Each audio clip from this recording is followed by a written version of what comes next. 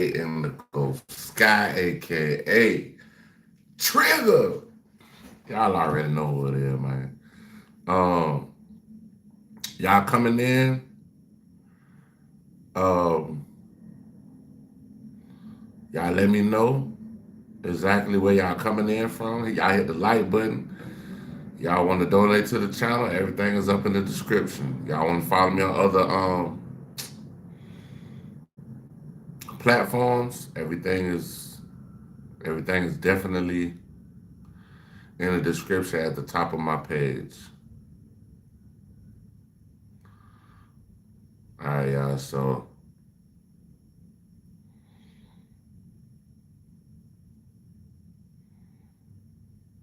when did we do this? Oh, that's Trap Ross.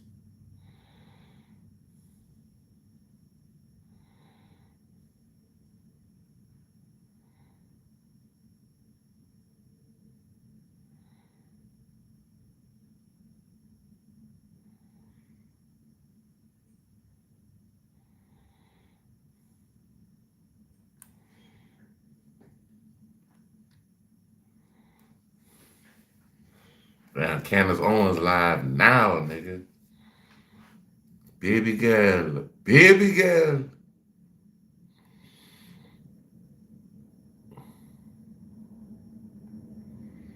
Baby girl, she live now.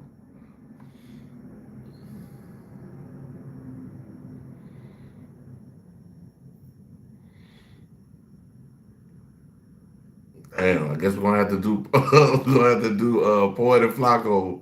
Cause really ain't nothing on here. Poetic, like the only person really dropped something. We're gonna react to Poet and Flacco. He dropped this 1 hour ago. Offset crashes out today will get him hurt badly. Let's see what happens.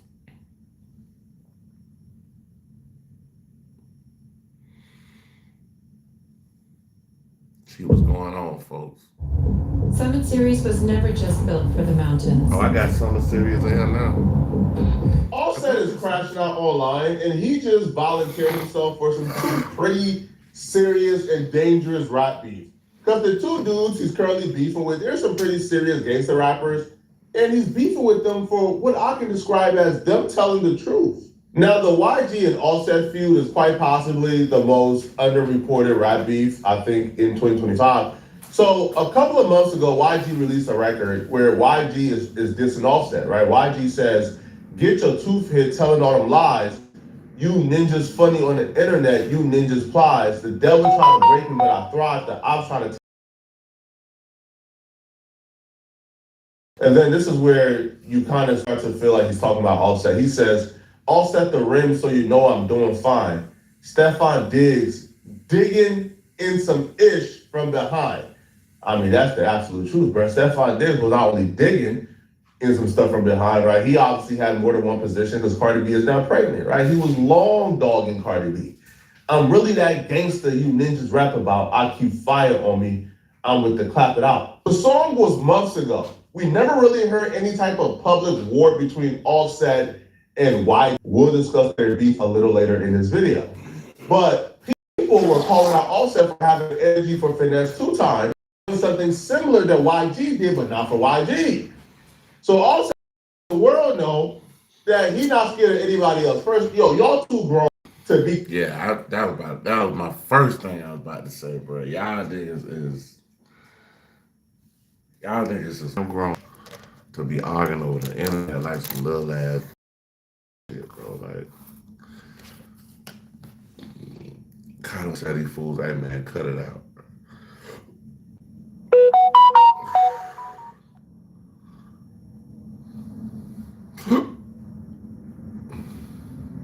Getting manipulated and antagonized into starting a necessary conflict like this, bro. The fan never tagged Offset. This was a comment in the comment section of an IG page called Live Bites, where they post live streams from your favorite artists. So, and he's seen this, where they say, "Man, why you say his name in a song? I guess you know better." Offset, apparently, I don't know, bro. Like low self-esteem at this point, don't feel yourself. You feel like you got something to prove because another man took your wife. So now you're responding back to random miscellaneous fans. So also responded back and said, "I DM'd the P2. I DM'd the Punani too. He called him YG a Punani, right? That fan comment really did a number on Offset because Offset would continue to his Instagram story and he would say, all y'all ninjas think it's sweet till ninjas spank you. Then don't call the police. Now, when he says y'all, he's not just talking about YG. He's talking about, I think, mainly Finesse 2 Times. If you're not fully caught up yet on the Finesse 2 Time and Offset beef, let me catch you up. So Finesse 2 Time was on IG Live, ranting and raving about whatever. And he was trying to use an example. So he kept on bringing up Stefan Diggs and Offset because he was trying to recall something or give an analogy. And Offset felt like this was really disrespectful and he didn't like it. Let them hoes go be with Javante Davis. Let them hoes go, what buddy name will hit everybody? Free radicals are everywhere. Protect yourself against them with porn. LegalZoom helps you build your LLC. Visit LegalZoom. Everybody. He all said, man. Man, what's that name who fuck everybody hoe, man? Man. I don't know the name, man. Man, yeah, come on now, dog. Come on, man. Man. I hated the nigga get on my beat. Well, I wouldn't hate it because it would be a headache, but I'd be beat. You know what I'm saying? But it is what it is, man. This is why it's so important to really be careful who you wipe up. Like, super careful. Who you wipe up and who you claim publicly. Stefan Diggs and Cardi B got together after Cardi B and Offset broke up, allegedly, right? Now, according to Offset, Cardi B was smashing Stefan Diggs while she was pregnant with his baby last year. So let's just say Offset was mistaken and Cardi B is telling the truth, and that Stefan Diggs and Cardi B got together after she broke up with Offset. In that regard, like that's not like shameful on Offset's behalf. Like, yo, you broke up, you didn't smash my girl, you didn't smash his girl, they broke up already. But because Offset and Cardi B is still married, and Offset chose a woman who wouldn't wait to get a divorce before getting pregnant by the next man's child. Now, because of that, Offset is not a poster child for getting your girl taken, by getting your girl smashed. So now Offset has to fight against that, and he's upset. But nigga really ain't, like Flacco said, man, ain't take it, girl. Just girl goddamn, she just ratchet enough not to be in a divorce in the right. She not gonna look right in divorce, bro. Cause bro, I don't care what nobody say, bro. She got pregnant from another motherfucker while she married, bro. He might get a check behind that motherfucker. So now he's going off Finesse 2 Time, telling, man, keep my name out your mouth. And apparently he DM'd Finesse 2 Time after this and went off on him in the pop out with a new man while still being married to you. So Finesse 2 Time responded back to not only Offset's public comments, but Offset DM'd him like privately making threats. So Finesse 2 Time responded back with a timeline, also making threats towards Offset and letting him know that his smoking is up. In these children, hey, bro, don't at me, bro. Don't get mad at me, my boy. You hear me, my boy? Don't get mad at me, my boy. Get mad at the football playing, my boy. Don't get mad at me. What's wrong with you, fool? Get mad at that sticking that football in that hole. That's what you get mad at. Don't get mad at me. Get mad at that sticking that football up there, man. You know what I'm talking about? Get up off me, my boy, you hear me? This ain't it, my boy, you hear me? So look, I'm gonna put y'all down. This whole, right? This whole, I'm chilling, right? Out of nowhere, I see Offset for next 2 times. Don't speak on my name the last time you was in Atlanta. The last time I was in Atlanta, when? I was just in Atlanta last night. What is you talking about? What's wrong with y'all hoe like a Dunkin' Rick or something? I'm outside, man. I don't know what you heard, man. I don't don't know what y'all heard, man. I don't know who y'all let tell y'all a story about me. But believe in them. ExxonMobil is unleashing the power of the world's smallest molecule by planning to build the world's largest low-carbon hydrogen production facility. By 2050, we're driving our emissions toward... I let tell y'all a story about me. But believe in them stories gonna get your head tore off your shoulders, boy. I know we're so desensitized and used to malarkey like this that you're probably not even blinking twice. But think about how crazy this is, yo. Think about how specific this is to our community specifically, right? We're one of the only communities where basic conflict resolution skills are not really exercised. It went from Finesse Tucson being drunk on IG Live, I'ma kill you, talking about something else, but saying, oh my God, yo, what's that dude that be like smashing people's girlfriends? Oh my God, yo, he smashed Offset's girlfriend too. Him just telling the truth, bro. He smashed your wife, bro. Like, he be smashing people's girls. That's cool. He smashed your wife. He's telling the truth. He didn't lie. Right? He ain't you damn can't like that. because they like telling the truth. But it's only our culture. It's other cultures that are not degenerate. You know, conversations like this will be met with, oh, goddamn, dude. Bro, Brad was on IG Live talking about a dude was, sleeping with my wife. Oh, my God, bro. Brad's such a jackass, bro. I would never talk to Brad again. That's how that's supposed to go. You see something that you don't like, you go, man, I'll probably never talk to that guy again, man. He's such a jackass.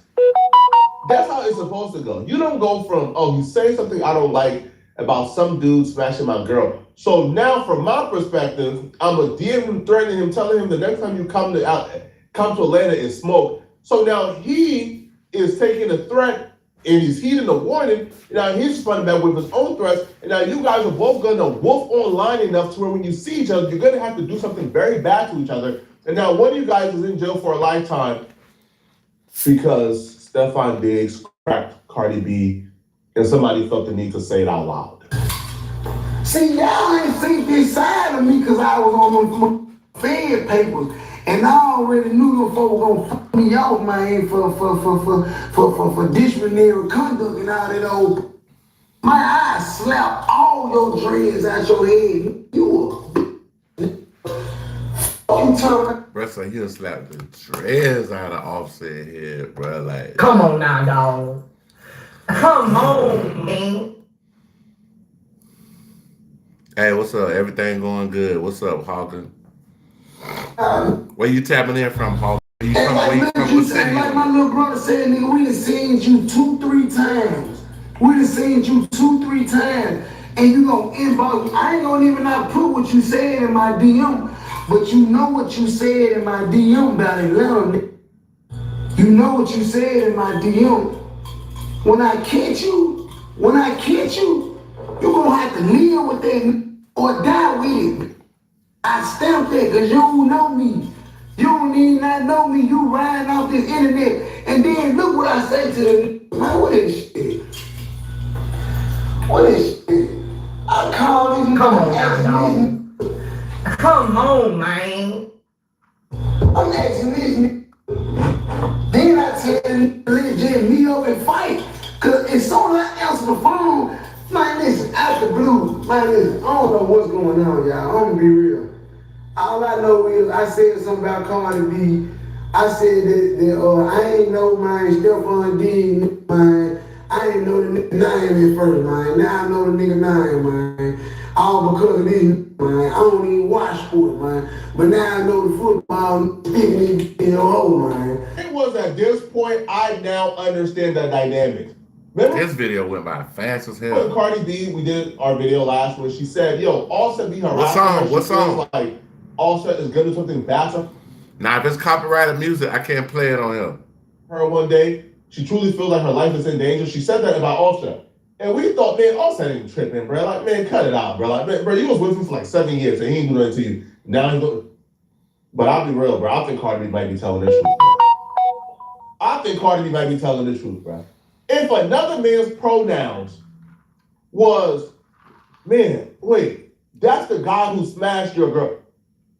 Yo, if another man's pronouns was, oh, man, bro, what's his name again? Oh, Oh yeah, the guy who smashed Flacco's girl, man, bro, I'm crashing out, bro.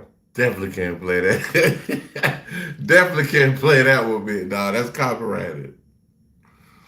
I'm You crashing, can't bro. hold me down. Uh-oh. Listen, I'm not crashing with it, bro. I'm I crashing. got to keep Call me on crazy, but I actually think that moving. Finesse 2 Time is handling this the better way.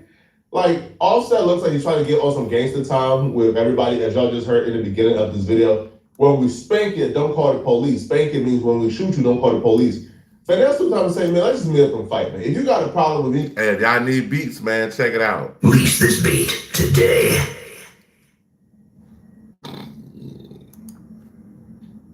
Buy this beat today. Buy this track today. Invest in yourself and lease or purchase the exclusive today. Yeah, that's the rap one. Which one you talking about? I don't know which one. Who sang it? Who sang it? Who sang Can't Hold Me being Down? drunk and mentioning this dude was sleeping with your wife. Let's just meet up and fight. And I feel like that's the best approach to this. You know what I'm saying? That's all I said, man. All I said was that the football was sticking in the oh, man. You ain't say shit when Pooh shot, he shot at your big hoe. You ain't say shit when who else did? The Bang Man, Fredo Bang shoot. Nah, so YouTube got like crazy guidelines, man, but they're not crazy, it's just they guidelines, but you can't play copyrighted music unless you got permission from the actual artist, so I wouldn't be able to do it. He shot at your hoe. You don't say shit to him, but you feel like you can say something to 250. Man, I'm gonna beat the shit out your hoe ass when I catch you. But I do be on here making beats and shit, making tracks and shit. I don't know if you can see, I got the whole studio and shit up in here, like. Yeah, I got the whole studio in here. Yeah, we making beats, we doing it all in here. Hold on, let me get my shit back, right? Okay, there we go. Boom. Boom. Hold on, let me fix my camera just a little bit. Up. Hell, up just a little bit higher, because it's kind of... Okay, there we go. Ain't now one of them fool who finna be backstage ducking and dodging and running and I ain't no fan paper no more, fool. All you gotta do is tell your security, get out the way. I'ma tell man, get out the way. Man, I'ma sweep the floor with your whole ass. Who you are? You ain't did no time, man. Low security, man. Them little ass charge you niggas catching, man. You man. You ain't catching no real wreck, man. You bitching, man. Y'all don't know no nigga, man. I heard one of you little boys. Kids, do not listen to Finesse 2 Times. You don't want to go above and beyond in your crimes. You don't want to commit crimes, period, kids. So stay away from crime, stay away from the streets, stay on the sidewalk, family, please. Invest in yourself and lease or purchase the exclusive today. Y'all got me. Finesse done got out If you're here. starting your holiday got on shopping the a little fuck early, don't sleep on Sephora at Kohl's. They have all the viral beauty sets and gifts. One of you little boys, man, send one of you little boys to the hospital, man. Y'all got me up, man. I agree with every word he said outside of this like delusional take that I've seen a lot of street dudes do, which is they compare how much time they've done in jail to how tough they are. That's not the case at all, bro. All right, when it comes to fighting, I know people like, let's say Anthony Joshua, Deontay Wilder, they haven't gone to jail for anything serious in life. But you think that you guys can withstand Deontay Wilder in a street fight? Probably not. Okay, so no, right? Like how much jail time you got has nothing to do with how tough you are, right? There's a lot of you guys who do 10 plus years in jail for just being bad criminals, right? You know, how much time you do in jail is directly correlated to how stupid you are. That's just my that, and hey, that's exactly what I just said, kids. Stay the fuck away from the streets. Stay on the porch, stay on the goddamn sidewalk. Okay. Well, now outside of that, I do believe that Offset has picked and choose for the most part in terms of who he dealt with. Because, bro, like, man, listen, the Lil Baby has this Offset the last, I don't know, bro, like 2 or 3 songs. We haven't heard from Offset publicly yet, man, because we know the last time Offset and Lil Baby ran into each other, they allegedly stripped Offset naked. Okay. Now the examples that Finesse Two Time brought up, like Kool Shiesty and Fredo Bang, I don't feel like Offset is tripping off other men trying to date or smash Cardi B. I don't think he's tripping off that. I think he's tripping off y'all bringing up his name and using it as a pronoun for your girl being smashed, okay?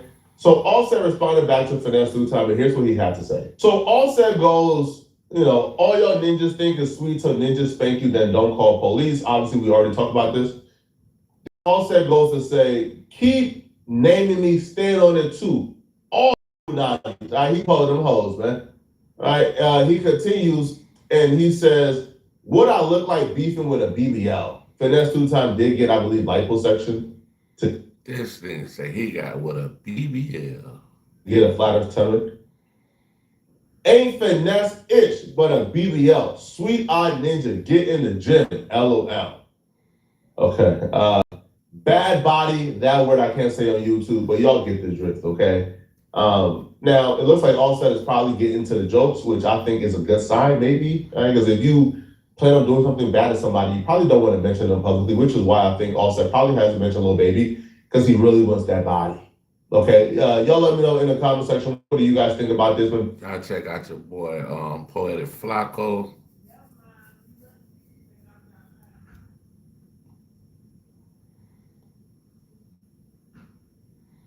We'll go to one more with Poetic. They're talking about Blueface Girl, Lil Christian. New Hug Fit 360 waistband versus. I ain't gonna lie, she snagging too, but she cute as hell though. Like she got like a little baby face. I got this video of her, man. This Christian rocking. I got this video of her when she was crying the other day, and she had like a hoodie on, and she went up under the water in the pool.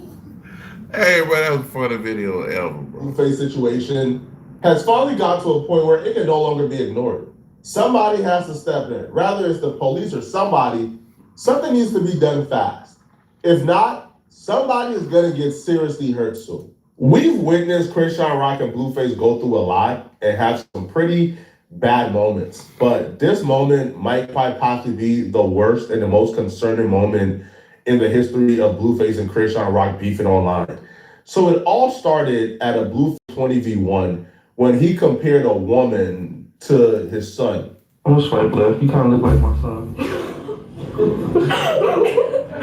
Okay. Okay. They don't know what I'm talking about. Damn. This nigga clowned his own son, bro. Like, he told the bitch, you look like my son.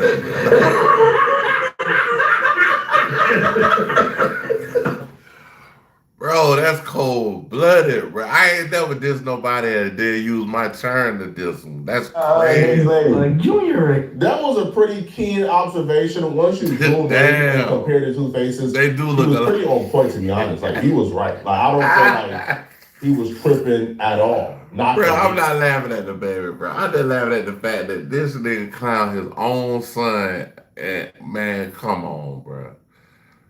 Man. They do look alike. And he's the father of Junior. He's the father of the baby. So he can say that. And not according to Christian Rock, though. Christian Rock didn't find that funny. Didn't find anything involving that funny. As a matter of fact, she was irate and upset. Now, she believes that Blueface was cyberbullying her son. And because of that, she feels like she got to protect her kid from Blueface and his cyberbullying. But her ways of quote-unquote protecting her kid. This nigga said she looked like his son, bro. Like, what? You can't make this shit up. You can't make this shit up, dog. It's getting a lot of side eyes and it's becoming really concerning because what she said in this IG rant, to me, is nothing short of criminal. First, but was he look like Charles Barkley? Then it was he wasn't your son. Now you got a 20v1 telling whoever, however, she look like my son.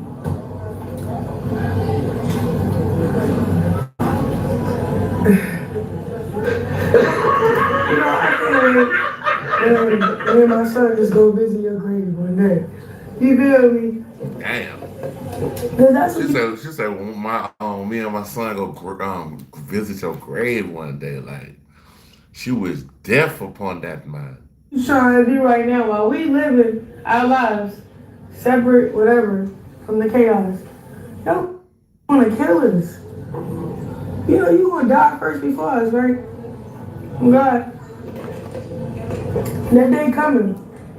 I'm sorry, bro. And if I'm not mistaken, I think she from Philly, bro. And them Philly motherfuckers, them Philly girls is crazy, and them bitches can fight. But the reaction of the violation are not equal. It's a severe overreaction. But I don't even think that her reaction is solely based on what Blueface did in that 20v1. Because him comparing that chick to her son, like, whatever, their son, cool. Like, you can be upset about that. You can think it's not cool. You could think that he's making fun of your son's disability. But the reaction to, I can't wait to see you dead. I can't wait to go to your gravesite. I didn't even know the little boy was disabled. I just thought, I don't know. I'm not here to talk about nobody's child, but I didn't think that the little boy was disabled, though. I just thought that he was, he was born different. You know what I'm saying? But I didn't think he was disabled. But I did thought he looked like he's born different now. That's just a gross overreaction. You made fun of my kid, so now I want you dead. Especially if it's the father of the kid. But I think her reaction is based on a combination of things. It's based on the discussion around her child over the last year or so that she blames on Blueface. She blames Blueface coming to the internet and calling the kid Charles Barkley last year. And that lead into the entire running joke that her baby looks like Charles Barkley. Right? It's because of that. It's because of people discussing. Yeah, they said Krishan baby look like goddamn Charles Barkley, nigga. Damn, son. God damn, I know that baby don't like no goddamn. How the child got his disability. Because people seeing her drink and smoke while pregnant, publicly too. It's not even like, yo, this was like a secret. No, there are little recordings and videos of Krishan Rock chugging down liquor while pregnant. And people believe that she's the reason why the kid may have came out the way it came out. And that discussion to me has been a lot for her. And now she sees Blueface doing this as him added on to the abuse that she's been receiving over the last year or so. Oh, world, clowning my kid, right? But you know who started it? Who broke the ice with that? You, his father, bro. And you still at it. You at a 20-game win. Talking about your precious baby. Who let you out of jail? For real, who let you out? You're not safe out here playing like that, y'all. I hope y'all are keeping note. This is the third threat within. Like basically, bro, I'm telling y'all, bro, that's how niggas get killed. Backdoor by their girl, their baby mama, all that shit. I done seen a motherfucker get tons of years in prison because he fucked around and told his baby mama, hey, I'm having a kid with another chick. His baby mama, like, as soon as he go to the other girl's house, she called the police on him. No, he got warrants. No, he got all this other shit. And when you get to the house, you hear a knock at the door, and the next thing you hear is, put your hands behind your back. Time frame. This is the third time she's now telling him that she's going to do something to him. Now, I don't know if like y'all take women lightly, but the one thing I don't take lightly, and my father is a threat on my life. And do not take nobody lightly. Woman, even children, don't take nobody lightly, bro. I'm telling you. Call me this, bro. Is don't take a woman with something to prove lightly. Don't take a vindictive woman lightly. A woman who is already vindictive, who is spiteful, they will follow through with whatever they want to follow through with. And you add that with severe mental health issues, bro, you are a goner, bro. You are a goner. Oh, hey, man, I want to tell everybody thank you, man. I got my first payment from YouTube yesterday. You take this lightly. I'm talking about thank you, Jesus.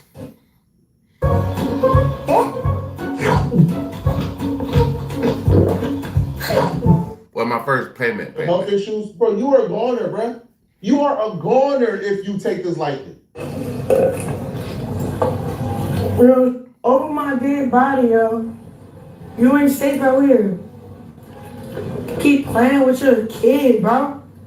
It's crazy because I ain't been reacting to none of the bull you doing. You know why? I'm on my business. And that's why you brought up Krishan Jesus. Not Junior. His name is not Junior. You weird, weak ass. You weird as. This is an accountability game. Krishan Rock, for the most part, don't want to take the accountability that she's the reason why her son is in the condition he's in. But also, I think Blueface don't want to take the accountability. I think Blueface has done some pretty effed up things to Krishan Rock as well. I think Blueface cheated on her. I think Blueface treated her very poorly. I think Blueface, over the last year, kind of used her, right? He knew he wasn't going to be with her, but he still allowed her, I think, to pay some of his bills. Like, she would claim that she was paying his bills when he was in jail initially, and now she has nothing. She lost her Zeus contract. She don't really make no money. She has $0, and I guess Blueface kicked her out, and now she's low-key kind of homeless, going from state to state, trying to figure things out, and now she's having to deal with this. So I think there needs to be accountability on both sides, but Krishan Rock is not going about it the right way. I feel like, why are they worried about who the baby look like? They need to worry about getting that chili, bro. You know what I'm saying? Krishan, she got enough notoriety or, fame to still be able to get out here and get some money, bro. She don't got to stay in LA. Like you said, she can go from state to state and run her bag up and take care of her child, bro. You worried about Blueface talking about how the baby look. You need to worry about getting you some money and taking care of that baby, shawty. I think honestly, if the video would have stopped here, I think this is enough for her to be arrested for terroristic threats or for something, bro. She needs to be locked up to know that this is not okay. But the video doesn't stop here. It continues, and it gets a whole lot worse. Bruh said it get worse. It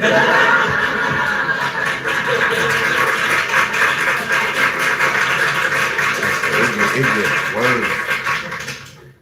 It got so bad that bro, I'm starting to wonder, why isn't she not locked up by now?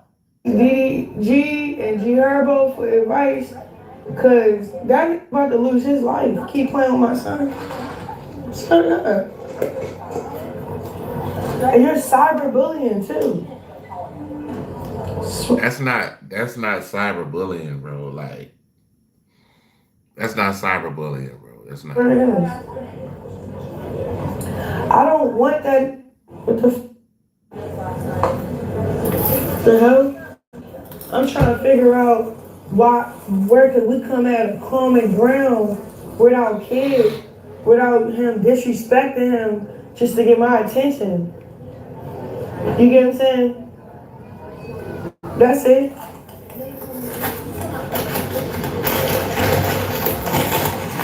That's why I'm making it to church. I gotta go to church. You know what I want to do? I want to turn my flight back around and run a car through his house and shoot him in the face. That's what I wanted. Oh, she tripping. She tripping, dog. Like, I don't know what she got going on. She better be careful making them type of threats. She might get mad. Something might happen. People hear that and they automatically think, well, no way. Like, she's just talking. She's just talking. No, she's not. She already stole Blueface's car, wrote her name out in blood on his wall, and she stole his car and drove it across the country.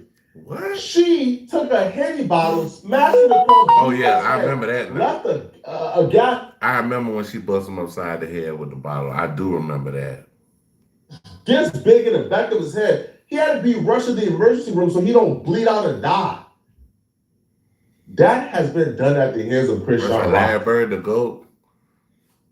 He a GOAT. He not the GOAT. Larry Bird is a GOAT, but Jordan is the actual GOAT, bro. Jordan is the supreme all being of basketball, nigga. He's the best person to ever pick up a basketball, bro.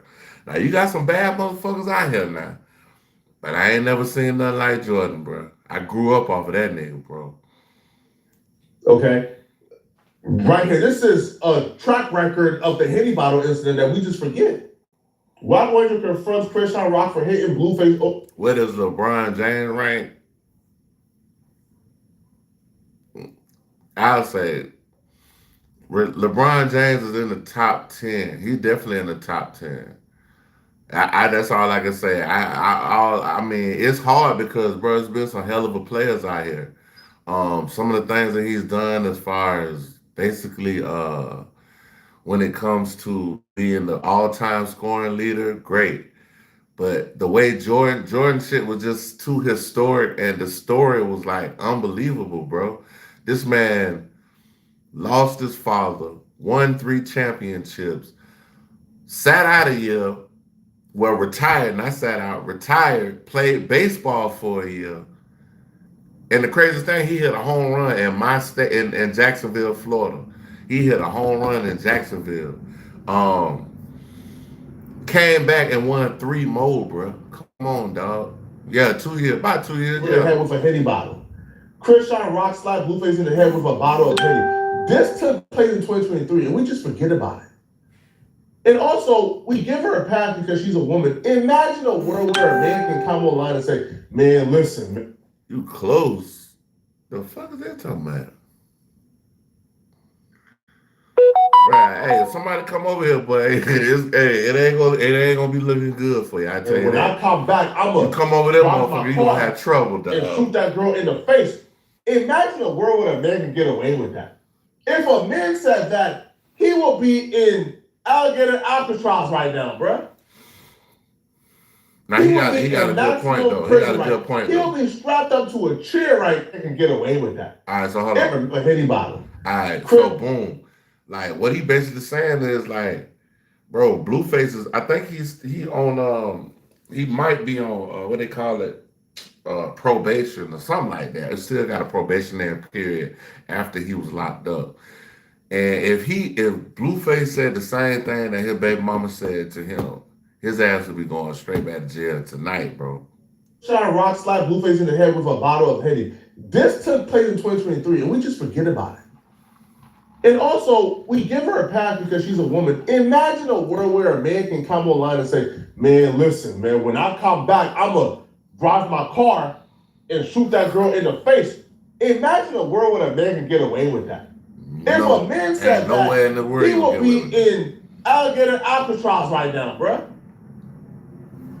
He will be in maximum prison right now. He'll be strapped up to a chair right now in prison, bruh, if a man ever said that.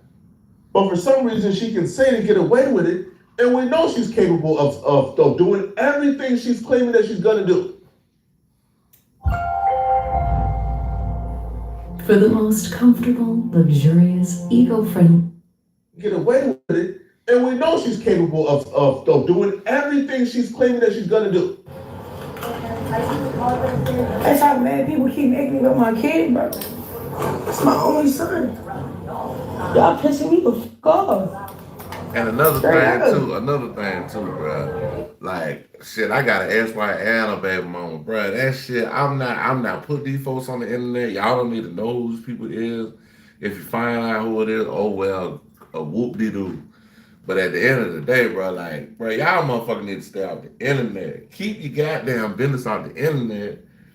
Then I won't have shit to talk about.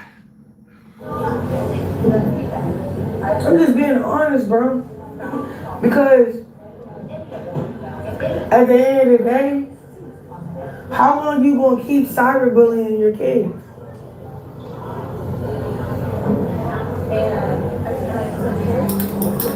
Yeah, she going to. Yeah, I am. He keep with my son. I am.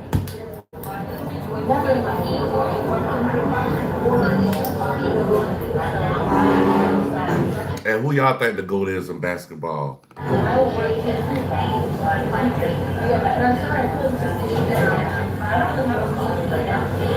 He keep with my son. I am.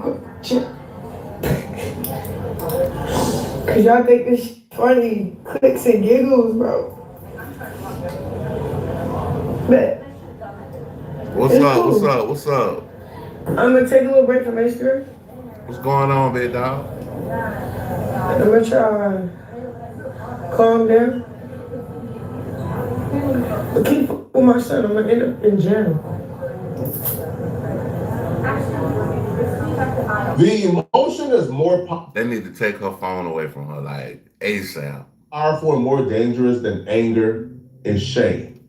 Christian Rock isn't. Cause, bro, these folks get on the internet talking all this crazy shit, bro, and then when they come back and bite you in your ass, bro, it's like when Diddy went to jail, bro, they had like a million different things that they could talk about. Even Trump with this whole Epstein stuff.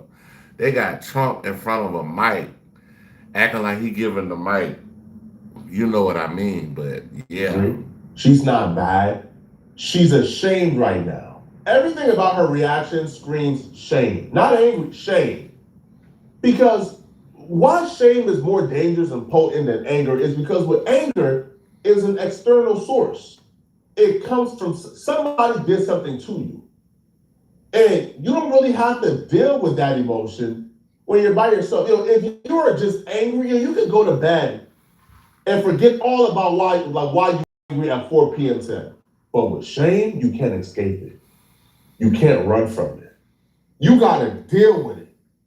You gotta look within. You go to bed, the shame is still with you. You go to the bathroom and look in that mirror, shame is still with you. If you don't know how to cope with it, you confuse the shame for anger, but it's just so much more potent that you convince yourself you have a certain level of anger for somebody when no, you're just ashamed of yourself. And when you can't deal with that internal struggle, you lash out and take it out on somebody. And the one thing we know about our emotions, for example, if it's anger or madness, if we're choosing to take out our anger with violence, we'll usually punch the anger out, right? Meaning, bro, like you get into a fight, after a couple of swings, or let's say you're winning a fight, man, you get the person on the ground. After a couple of swings, man, you look at them and they're bleeding, and you're like, nah, man, like, and that anger kind of goes away because you don't want to like kill that person, man. But with shame, because you never feel satisfied, never feel content, no matter how hard you punch, You're a motherfucker. You don't know when to stop. And with this, she probably thinks, man, bro, I can slap him, I can do something spiteful, like I'm exposing online, but that exposing won't do it for it. It won't scratch that itch. She has to go the full way. So he trying to say she's trying to get that boy hurt out here. Now, Blueface's mom actually responded and spoke on the situation, and she had a pretty logical explanation, to be honest. You're embarrassed because you did that to him. You're embarrassed because you smoked and drank while pregnant, and you made this the outcome. If you want to be mad at anybody, be mad at yourself. Be mad at yourself. We're not embarrassed. Yeah, Mama Bear came in there. Mama Bear came in there. You're embarrassed because you did it. Mama Bear okay? came in there. If you want to be the victim, there's nobody the victim but him. If you want anybody to be mad at what's happened, you're the responsible party for this. You did this. All you had to do for 9 months was go to your appointments, don't drink, don't smoke, and try to be peaceful. That's all you had to do, and it was only 9 months. We are no longer feeling sorry for you. We're no longer giving you a victim pass, a victim card, none of that shit, okay? This is all your fault, all your responsibility. You're a horrible fucking mother. You were a horrible pregnancy, and now you're a horrible mother. The best thing that you can do right now is go get the counseling that you need. And the support. Says you need to get counseling. That's crazy. Support that he needs, the physical therapy and the therapies that he needs. That's all you can do now. And hope for the best. You have said far worse things. You said that you could kill the baby. You wanted the baby to die while he was pregnant. You've said far worse things than the father has ever said about him. She's 100% right. Christian Rock can only be mad at herself, but because she don't want to take the accountability, she's now projecting it on Blueface and others. If I'm Blueface though, man, don't take this lightly, right? Don't just ignore this. Don't act like this is nothing. This is not a problem. It is. It's a huge deal. It's a huge problem. This girl is mentally ill. Whenever somebody make that quick pivot to a religion and they're like super deep in the trenches of it, in the weeds of it, and it's almost like cult-like, that's somebody who's mentally ill. I'm not saying religion is mentally ill. Y'all know what I mean, right? Somebody who's mentally ill, who wants to cope, they usually go to like the religion arc. There's usually one sign where somebody is not well, because it's usually a fad for them. We got somebody on here, Ashley, talking about she need help. Help? How you need help? And we're seeing every sign of mental illness with Krishan Rock. And she's right now, she's at her last, she's homeless, she's at the very bottom. She got nothing to lose, bruh. She would have hurt you for real. Y'all Hey, y'all check out Poetic Flacco. All right, y'all, let me see. We gotta keep going. I'm talking about Star Snitch. The Sauce. No, I think the Sauce had one. Hold on. Let me see. Hold on.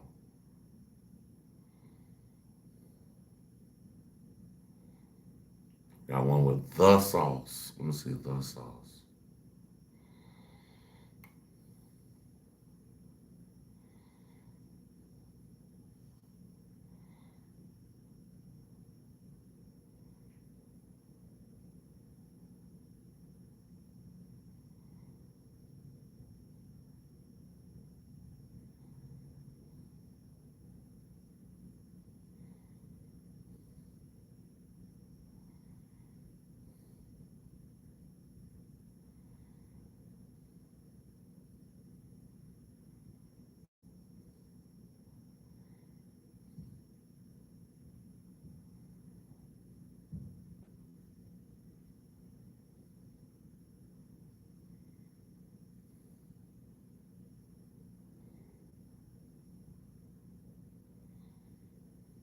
This is Popeyes with garlic palm tenders, cheesy bites, and marinara sauces. This is the channel we reacted to. The name of the channel is Just Clips. Just Clips. Dig in. Then, and this is the last time I said I'm probably gonna get off. They free had a moment he asked me, he said, Act. He said, what are you getting from this? He says, is he paying you? And that was the most insulting thing and I had conversations with these men for a while. But the very idea that I was like a purchasable commodity was so disgusting. I reminded him, I said, I've been doing this for over 10 years. I've been doing this for over 15 years. How did you think I became me? I said, you knew about me before this shit. How did you think did you think I was a cheap hoe that just could be bought? That was the most insulting thing I could have heard, because his idea was, well, if you're not getting paid by this guy, and Drake ain't paying you, why do you lean that much in that direction? And I was like, huh? I've never gotten paid. Like, the people who I've defended the most, I've never gotten paid from. Now I have my platform benefit, of course. But again, like, we don't do pay for play. Like, you can't buy my pay. I've always said, the moment you can buy my pain, I don't matter. The moment you can buy my pain, I don't matter. I can see the vibes on Ack. Even he looking compromised. Was peeled the layers back. Boy, oh boy, was 616 in LA. It's a little underrated, ain't it?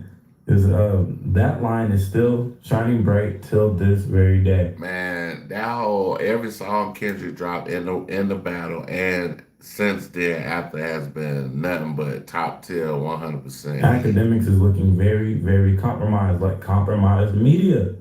Yeah.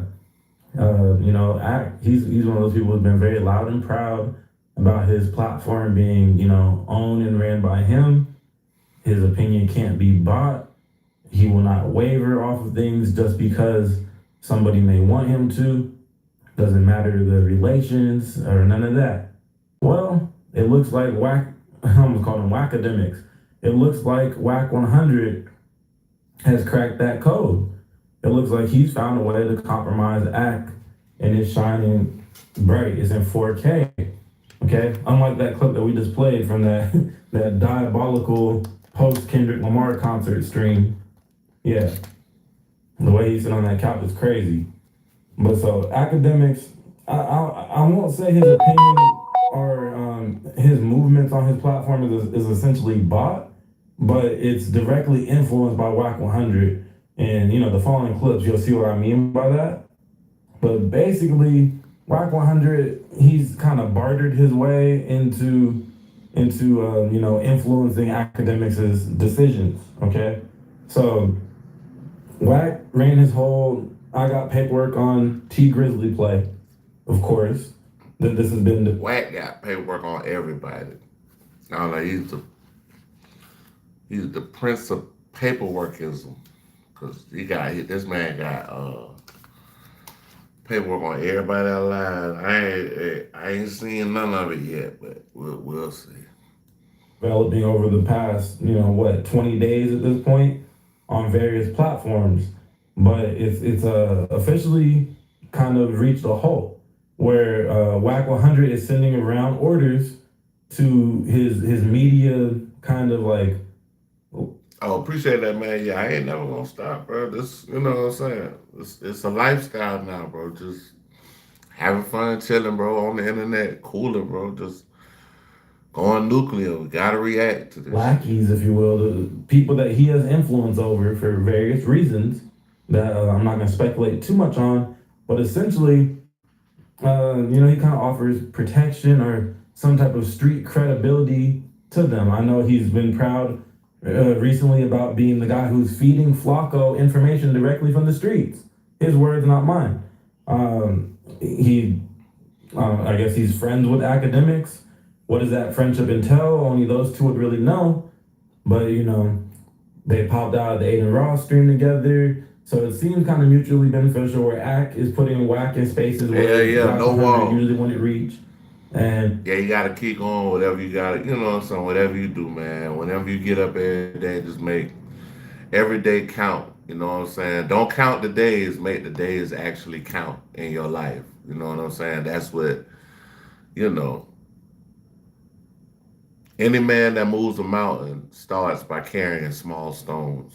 You know what I'm saying? So I would assume that in return, academics, when he's popping it at rappers, he feels a little extra protected because he has his quote unquote street guy who's in his corner that has plenty of street connections and security and this and that, being in Whack 100. So kind of a bartering type of purchase, not necessarily here's some money, stop talking about the paperwork now. It's more so if you value me as a friend and the things that I bring to the table to your business, then stop talking about the T Grizzly paperwork situation. Even though it only ever became a thing because Whack presented. Hey man, y'all ready for Thanksgiving, man? Is y'all ready for Thanksgiving, bro? I need to know. If anybody ready for Thanksgiving in here, put your hands up. Put your hands up. Put your hands in the air, academics and brought it onto academics' platform, right? But yeah, we're gonna get into this clip of academics basically admitting that Whack is calling shots over there at academics TV, media, whatever it's called. It's Whackademics now. Yeah. No, academics no longer is making decisions for himself and off of what he feels is academics. When he's charged up off that hen dog. And did you know that thanks to Marathon Rewards, you can be earning up to 5 cents a gallon on every fill up? You can earn rewards. All right. So I said, where is T Grizzly paperwork? Oh my God, they won't let me. Yo, I gotta let you know. Whack has called in, I gotta let y'all know. Me and Whack, I fuck with Whack. And Whack has kind of called in Ack, this is getting serious. Yo, we got a relationship. I don't want you to play the middle on this. You fuck with me or nah? And he's kind of almost like, he's asked me to kind of like just chill out of like, about that situation anymore. But T Grizzly niggas keep sending me shit. And this one I said, all right, I'm gonna just exit left on this because in my mind, right, I think damn son content, but sometimes Wack goes from content creator to super street nigga, and I don't know when he goes from there, but he said yo, said this what something sending. I know what it means. I guess he's talking about the picture. He says, and this is where I was exited, right? He's like, you're fueling something that's gonna end up in a with that picture shit. I'm like, what? I'm fueling them. I'm like, I'm good now. Bro, I said he feeling M. Damn, son. He's like, you're fueling He's like, dog. He said, Dog Face is a blogger. You've been chasing a name for years. You don't care, and you gotta care, bro. But fuck it. When it happens, the blood will be on your hands. I don't want no blood on my hands. What the fuck? Just know that. He said, but, and I guess I made a joke, and I want to let everybody know, I'm making a joke just about, because I've said this before. It was a joke I've made, like, even on No Jumper when Wack was there in the room. I was just like, damn, the niggas who fucked with Wack, they went to jail. Like, I'm like, yo, that's kind of like lit. Yo, when you don't got to do nothing to your ops and then go to jail, that's kind of lit. But, like, I don't think Wack is a federal agent, just let you know. Even though I know there's rumors. I don't believe that. Anyway, Wack wasn't fond of my joke. So he says the picture thing is gonna result in, and I'm like, and he says it's gonna be on my hands, and I don't be on my hands. And he says, yo, so not only is Wack 100 making academics, damn son, more content in regards to the T Grizzly, situation that everybody's seen, that one sheet that was so proudly paraded on various major platforms, that was like an MLA format, all that wild stuff.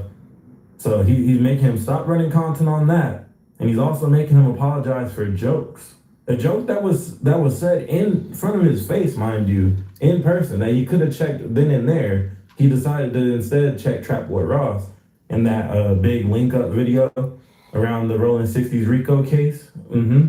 Yeah, that video on No Jumper, Vlad, Trap Boy Ross, Remo, Adam 22, Academics, and Wack 100 all got together and had like a 3-hour pod about the whole situation. But it really became like a not a roast of Wack 100, but like I don't even know, like a calling out, a pressing in some type of way of Wack, of them saying, Wack, this is looking kind of crazy. You and 600 are looking real wild right now. And Vlad left as soon as Act came in. He knew Act came in on time. It was a crazy piece of content. But now months later, you got Wack making academics apologize for that, for the jokes that were said in that instance. Right? So I crazy. If it was anybody else, if it was anybody other than Wack 100 who Ack is clearly doing business with, clearly building a friendship with, we know how Ack will be coming. It'll be ain't nobody bigger than the chat. It's big Ack. He'll have a whole the penny that his local CVS or Walgreens got in stock, and we'll be hearing that thing switch and swig around before he starts crashing out. Don't nobody tell me what to say on my platform. I own this shit. I ran up M's off of it by myself. You wasn't with me shooting in the gym. Wack is Big Tuck Tail. Okay, you got it, big dog. It's very interesting.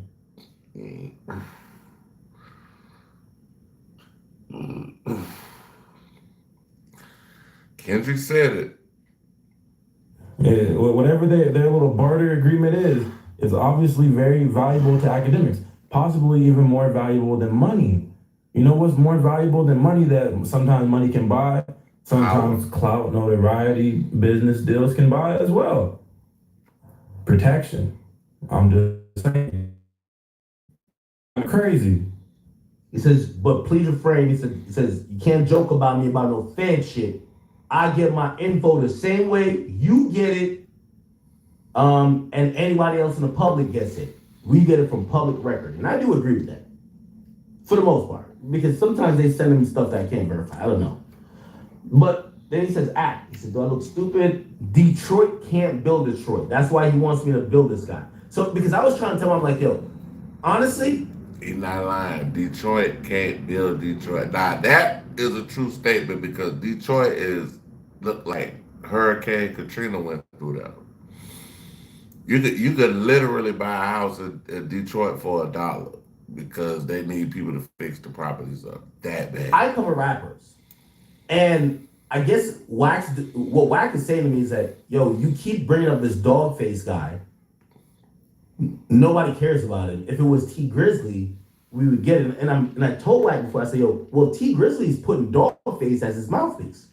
Like anything dog face is saying, I'm assuming T Grizzly's standing behind or is in the know of, but he's speaking for T Grizzly. And I think Wack is just saying, like, bro, your T Grizzly's not speaking. Why are you posting this guy? And essentially to the point where he's like, yo, T Grizzly's trying to use me and use you to build this guy. Well, that's his theory, I guess. He's like, yo, Detroit can't build Detroit. He wants me to build his guy, and you're entertaining it like you're part of their plot. And I'm like, what? I'm not part of these guys' plot. Like, here's the thing. For me, I feel like people think that I'm like some shill or like some pawn to Wack. And I'm like, no. Me and Wack are cool. We're friends. But when it comes to like most of these stuff, like I'm also trying to be fair. Well, academics, I'm not gonna lie. Stopping, any more content from T Grizzly's camp, that's not very fair. That does look very puppet-like. It looks like you might have a hand up your you-know-what. Yeah, it's like you like a puppet right now, bro. You basically, you compromise. Controlling like to peel the layers back. What you say and do. That's definitely looking puppy-like. I used the word lackey earlier. You kind Damn, of son. along and do whatever Wack wants you to do is what it appears. Like I kind of already broke it down. Wack said he's feeding Flocko information straight from the streets. So in theory, Wack 100's partnership makes Flocko's content better and more like factual or whatever. That's I guess the sales pitch he offered there. Plus, of course, we've seen their almost altercation happen before that relationship became. What up? We've seen the change. Academics used to low-key be roasting Wack when he would cover him. Now, hey, hit the like button. And where you coming in from? Is Wack? Y'all hit the like button. Where y'all coming in from? Tell me where y'all just hijacks the platform for. Tell me where y'all tapping in at. 35 minutes to an hour. It's a very big segment in Academics Extreme. It's damn near the Adam and Wack show 2.0. It's Wack and Ack show. It's not just an academic stream anymore. And then you have this, though. This is a bad look for independent media to come out and say, I didn't want to stop running content from T Grizzly's camp, but Wack is telling me to do it, so I got to do it. That sounds like you have a manager. Like your manager told you. You got to handle them. Like, you got to handle it. Somebody's handling him. And that's what happened today is now, like, when you get big, like Kanye and all them folk like that, like, you got to handle it. And you got to, like, he done made so much money to his point. Like, they're like, we're going to have to quiet him down. So that's why he was saying they tried to medicate him, allegedly. Kanye also said, he had a handler, and we'll just leave it at that. I don't want to go too in depth in that into that direction, but yeah. You to drop the fries into the oil a certain type of way. If you own the burger spot, can't nobody tell you how to drop your motherfucking fries. That's not how it works. Unless you just want to be compromised, then shit. Here we are. Okay, I think I can read these messages. It says, tell T Grizzly my word. He will either die or face prison. I don't even know what that means. You think it's You said face prison. So that means either he gonna have him unalived or he might get the man locked up. We don't know which one. Like, it could, with Wack, it could be a flip of a coin. We don't know which one.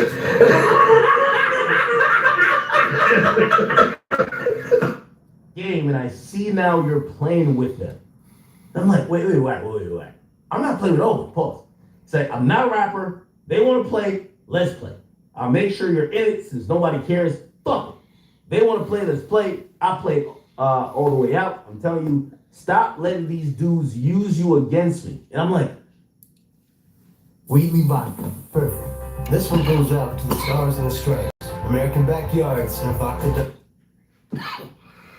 I don't think these things whack, but I don't know if being fair, I thought I was being fair at first. But, I guess he's like, well, they're using you to slander my woman. But anyway.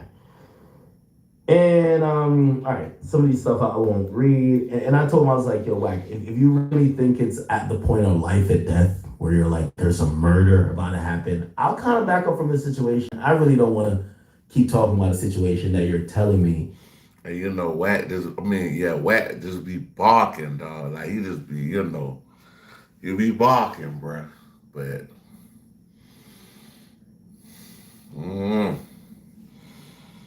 passionately that you feel like this is about to be a murder situation. Let's back up, right? Wack is really out here treating academics like a slow hoe. He running game on this nigga and all types of shit. Gosh dang. Manipulation. That is the word of the fucking day at this point. Academics out here getting played like a fiddle. My goodness. But hey man, so before we get up out of here, let's see what old boy Dogface actually has to say. Hey, yeah. Like y'all check out Just Clips. You guys gotta do because he made a video that academics is gonna play on the stream, and we kind of get to hear another side of things. I guess this is the last time academics are gonna have Dogface or anything related to this paperwork situation play out on his stream. But before we go to the Dogface video, I think it's interesting how Wack kind of been getting his name dragged through the mud the last 10 days about this paperwork situation. He said he swears he got the work, he swears he got it. He has to wait until he gets the green light to release it. He don't want to mess up the dude who provided the paperwork.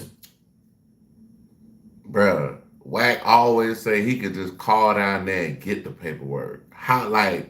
We gotta run that back, bro. I'm glad I watched this video because I listen to this man all the time, bro. The mud the last 10 days about this paperwork situation. He said he swears he got the work, he swears he got it. He has to wait until he gets the green light to release it. He don't want to mess up the dude who provided the paper. He don't want to mess up the dude who provided the paperwork. Bro, I always hear, hey, what's up? I always tell Wack, always say he can go down there, pay the money, get the work, and that's it. Bro, I ain't never heard him say he had to go through somebody else to get the paperwork. Bro, if you want paperwork, all you got to do is go down to the fucking courthouse or call up there, and they'll email the shit or not even email, they'll email it or send it to you as a fax or whatever, all the sheets or whatever paperwork you're looking for, but you gotta pay for this shit. Then they got you could get interrogation videos. You can go up there right now, bro. Right now, bro. You could get interrogation videos, bro. But you gotta pay them a little bit of money. It might be like $20, $30, but they'll send it to you, bro. Especially if it's a state case. Work Tom's court case. He's still in court about this situation. So once that case is closed, regardless of how it goes for the guy, then he can drop the actual paperwork, is what he's saying. So in the meantime, he's just been. Hold on, let me listen to what he said. Once that case is closed, regardless of how it goes for the guy, then he can drop the actual paperwork, is what he's saying. So in the meantime, he's just been, essentially doxing every address that has ever been tied to T Grizzly or any of his friends and things of that nature. So, we're not gonna get into none of that nasty work.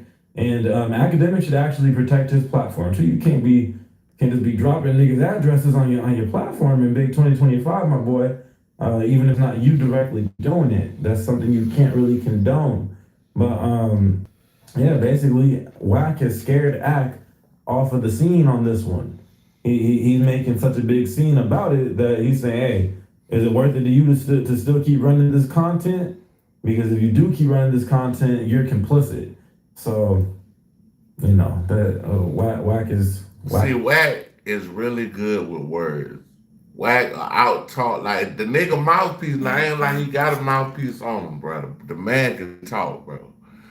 But when you start playing his shit back to bro, I've been listening to Wack damn near for 4-5 years now. You know what I'm saying? When I really got on Wack when the whole Clubhouse shit was on, you know, YouTube getting big and stuff, and it's another channel that I watch. It be running all his shit back, and I be listening to it. I'm like, the man be it just, and the way he doing academics, he got a good way to talk to him, and he can make him do what he can sway him for him to do what he want him to do.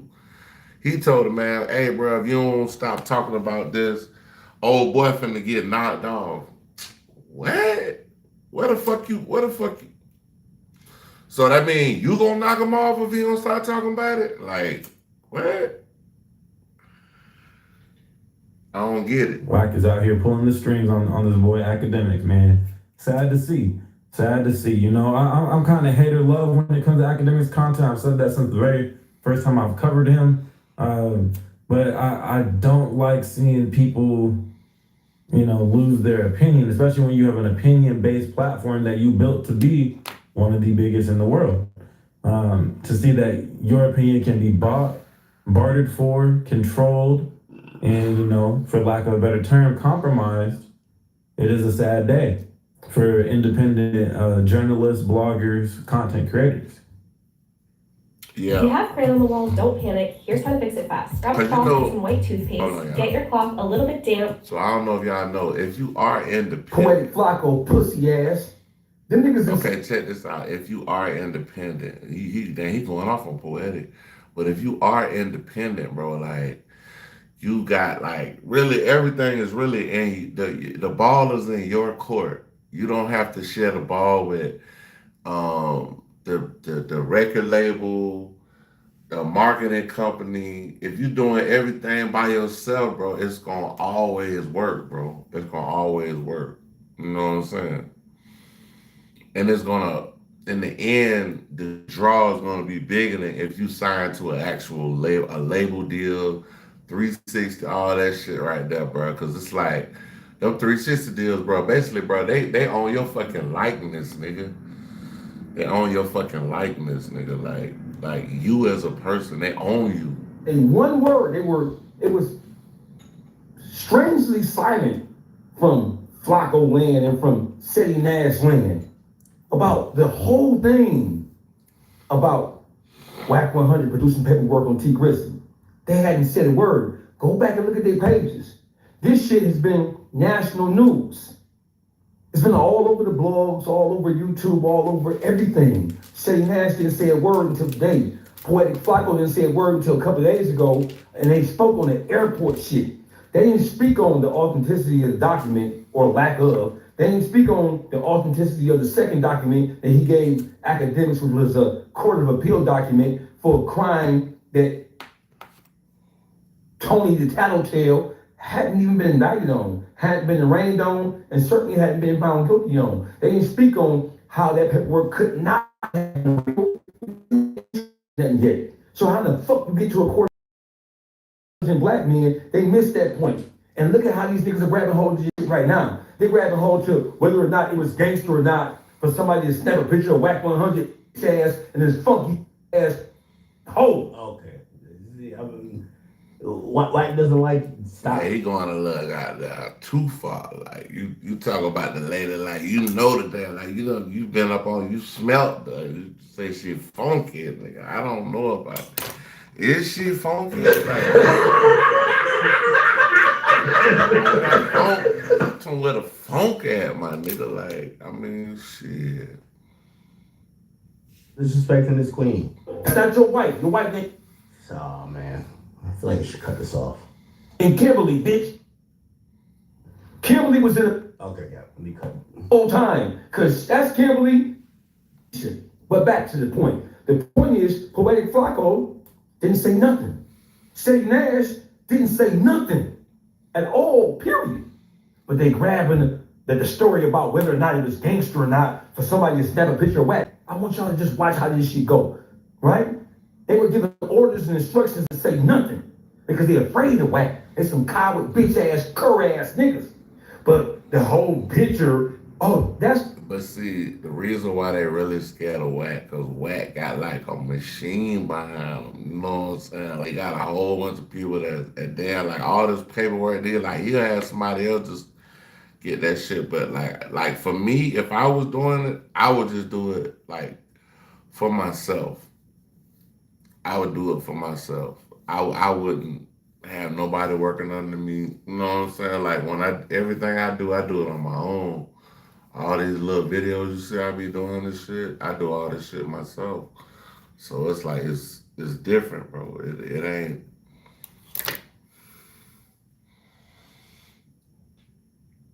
It ain't manufactured, put it like that. Ain't nobody could come in and tell me what the fuck I need to do, bro. Newsworthy? So you mean tell me that somebody taking a picture of Wack 100 and then send it to academics with the message, we let him slide because he's with his bitch.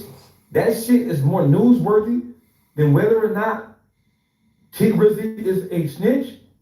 And on top of that, that's more newsworthy. But he's making a good point, though. He's making a great point. He's like, bro, like, just like Kendra said, bro, this man is definitely compromised, bro. Like, he compromised, man. Like, I don't know what else to say, bro.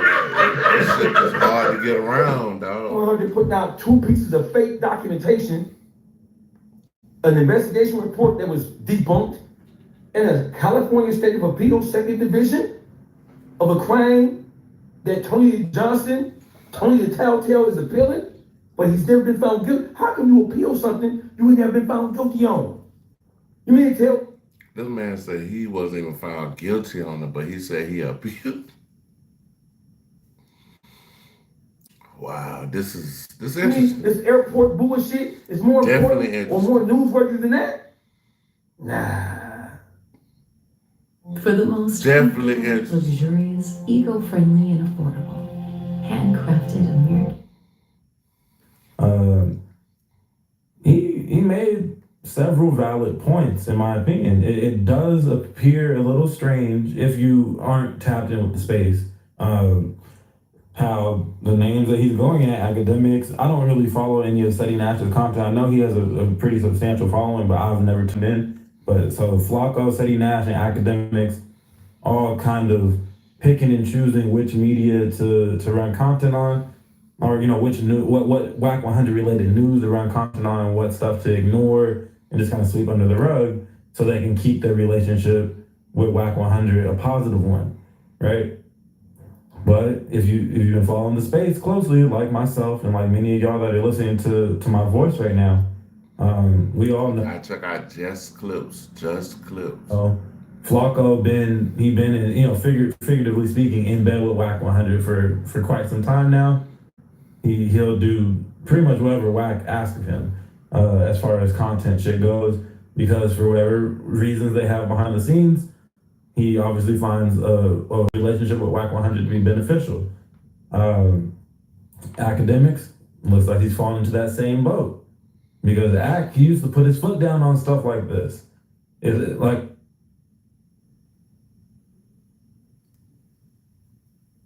I mean, these people are making great points. They're making great points, like poignant points that are, I don't know, dog. Hey, it is what it is. Like, hey, looking like facts from him now. I said earlier, if somebody else would have asked for Wack, for Act to stop running content on them, essentially looking, kind of dishonest or like they're not the most credible source, Wack would have, gosh dang, I hate how close their names are. Act would have doubled, tripled, quadrupled down on the same point over and over. It would be up to this day. It's stuff like this is why he has beef with Lil Baby, why he has beef with Meek Mill, is because they thought that they could tell him to not do something or to play their songs more. I think Meek Mill had started because Meek felt like he wasn't getting posted enough on Academics' Instagram page. Lil Baby didn't like a review that Act gave on some music.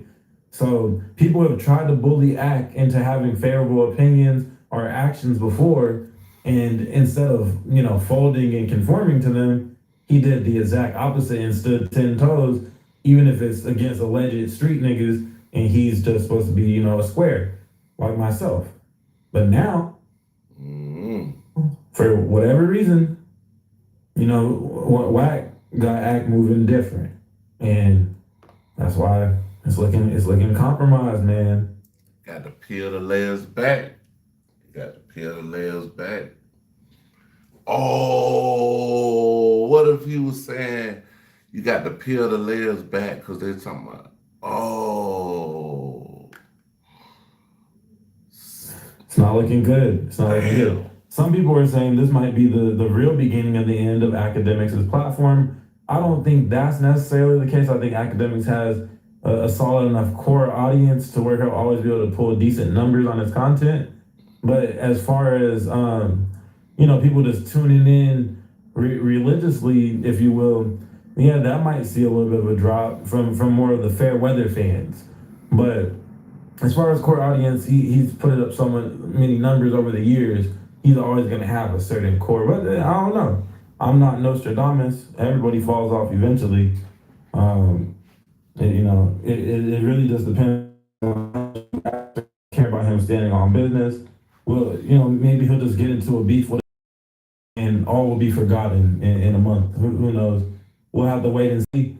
But yeah, that he looked. Hey, y'all go check out Just Clips, bro. That was what we was reacting to.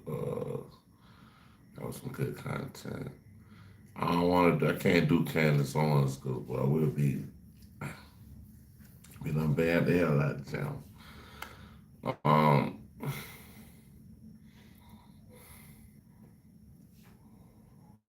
They got all that shit. The sauce. Oh, we'll do this way. I am. This is what I'm supposed to do.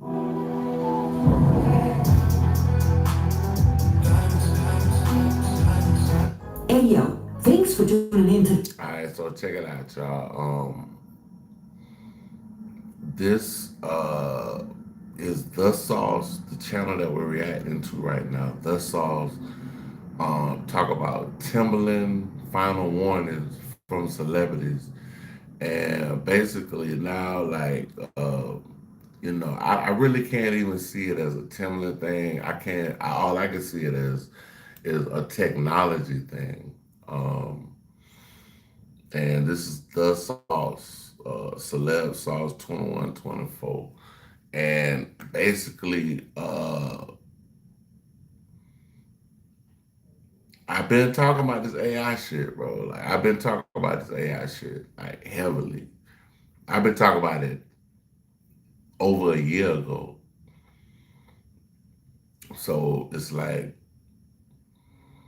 let's see what they're talking about. Source, your source for celebrity news. Check this out. As you know, AI is all over the place and it's taken over a whole bunch of industries. And now it's also encroaching into R&B, especially since AI-generated singer Zanaya Monet just charted on the Billboard charts and recently signed a $3 million deal, which has K. Michelle feeling a certain kind of way. Because K. Michelle is like, I'm not letting some computer take... Listen, this right here, like, I do music. And I can actually attest to everything I'm trying to tell y'all.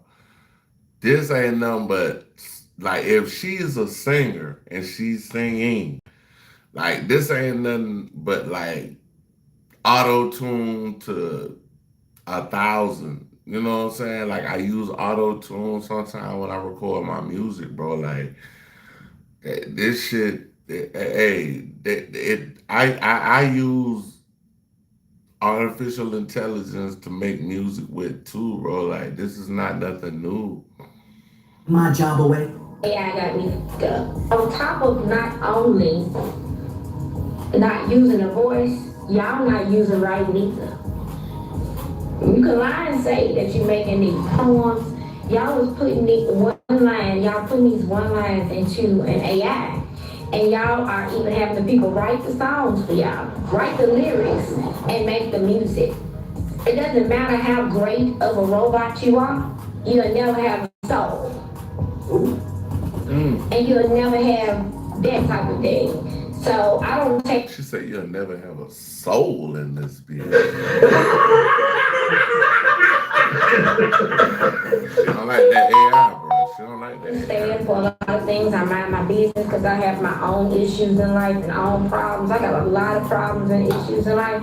And I try not to take on things, but when I know someone has taken my voice, and when I know you're not writing something, when I know some of the most amazing. And then, like, see, the AI can clone your voice. So I can sing right now, and then it'll make it sound like Chris Brown. Like but they've been had that. They've been had that shit. Like, that's old. That's really old, bro. The shit where like you can clone people's voice and shit. They've been had that. That ain't nothing new. But now that the AI done got so advanced, it done took it to a whole nother level. Writers, not just myself. When I do know some of the most amazing writers in the industry that can change your life. I don't have to love you or whatever, but I do know that you do have writers that are absolutely amazing. And they write from life. And no one should take those feelings or try to imitate those feelings. The one thing about imitation is the originator has to create it first to be imitated. But if y'all don't know, AI, when AI first came in, the jobs that AI was taking was movie studio, like the writers. Like, they had AI writing scripts. Like, you know what I'm saying? I done wrote a movie and had them do my movie in ChatGPT and all that. But yeah, man, like, you know, this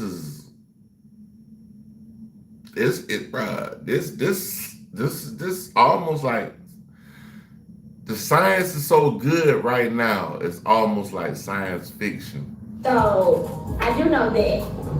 I do know what this has done has kicked me in my butt and made me say, okay, you have dedicated your life to writing these songs and making these music that, you know, heal people and have done things for people. And sometimes we lose sight of the focus. And the focus has been the music for me. And no matter how many TV shows, how many failed business ideas, but my favorite song from her probably would be the one with Brandy.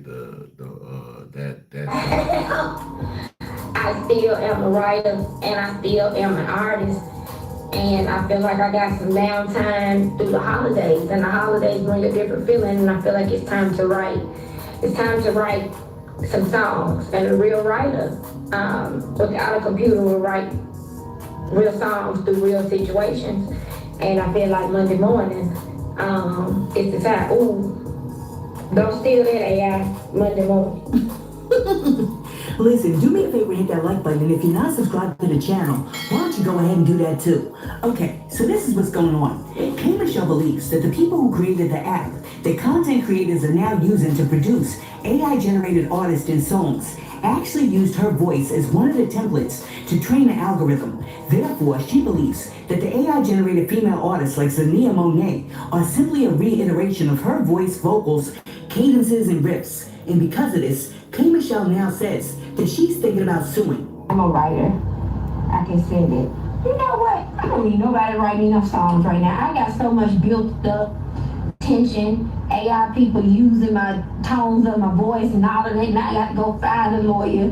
Now, even though K. Michelle and a whole lot of fans believe that the AI-generated singer is using her voice, some of K. Michelle's fans have now come out to say, wait a minute, girl, don't file that paperwork just yet, because we're not quite sure whether or not that's your voice.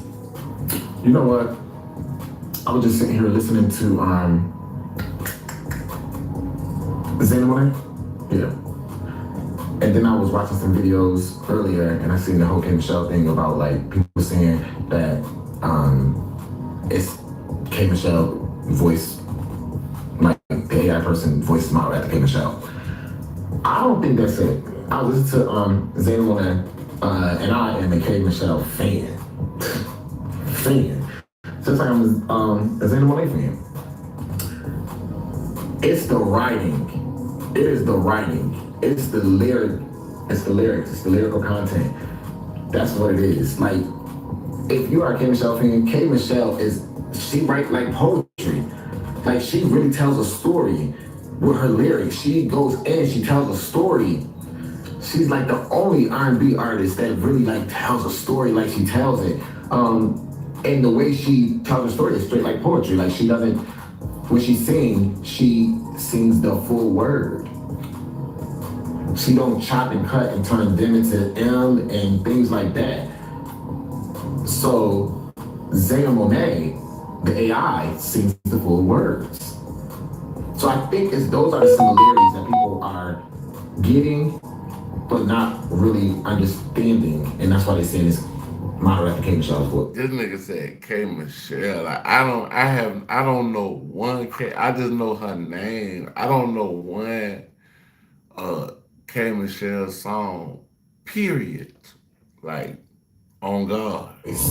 Oh no. Let's see. Source. Can we please hear a sample of K Michelle singing? To get to point B, stuck in disbelief that love would scare me, make me feel unworthy. Why doesn't love see that I'm going crazy, wanting to know what people feel around me?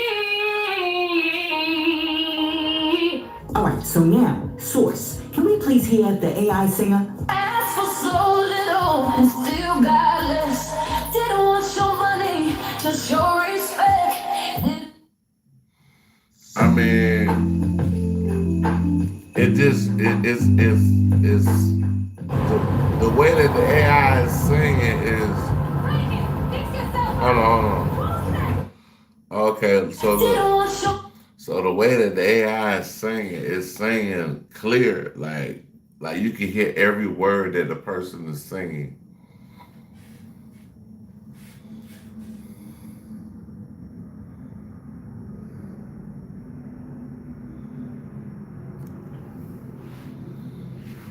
I don't know who that is. Sinatra. Who that is? Swank Sinatra. Swank Sinatra. Money, just your respect. Didn't need diamonds, just some damn consistent. Jermaine Dupri weighed in, and he said, so let me get this straight. Years ago, the industry found out that Milli Vanilli weren't really the voices on their Grammy-winning record, and they were stripped of their Grammy. But now, we're getting ready to accept people who can't even sing, creating songs for a fake person. Jermaine Dupri also said that when it comes to making music, he doesn't rock with anything that's fake. With AI at all? No. Production? Not at all. I don't like anything fake, right? So I don't think it's cool to be able to say that you have a record with Biggie, right? I don't understand that. I think the excitement of you being able to say that you work with Biggie Smalls is a jewel that you can have only if you did it. Just like when y'all asked me about working with Tupac. I didn't. That's something that didn't happen in my life, and I gotta deal with that. I'm not gonna make a fake Tupac song say I made a record with Tupac. It's gonna be fake. Like, that's not cool. So what do y'all think? Is that a fair comparison? Is that the same thing? Are AI-generated artists the same? That's a fair comparison. That's a very fair comparison. That's why when Drake did what's your boy name is? That's why when Drake had this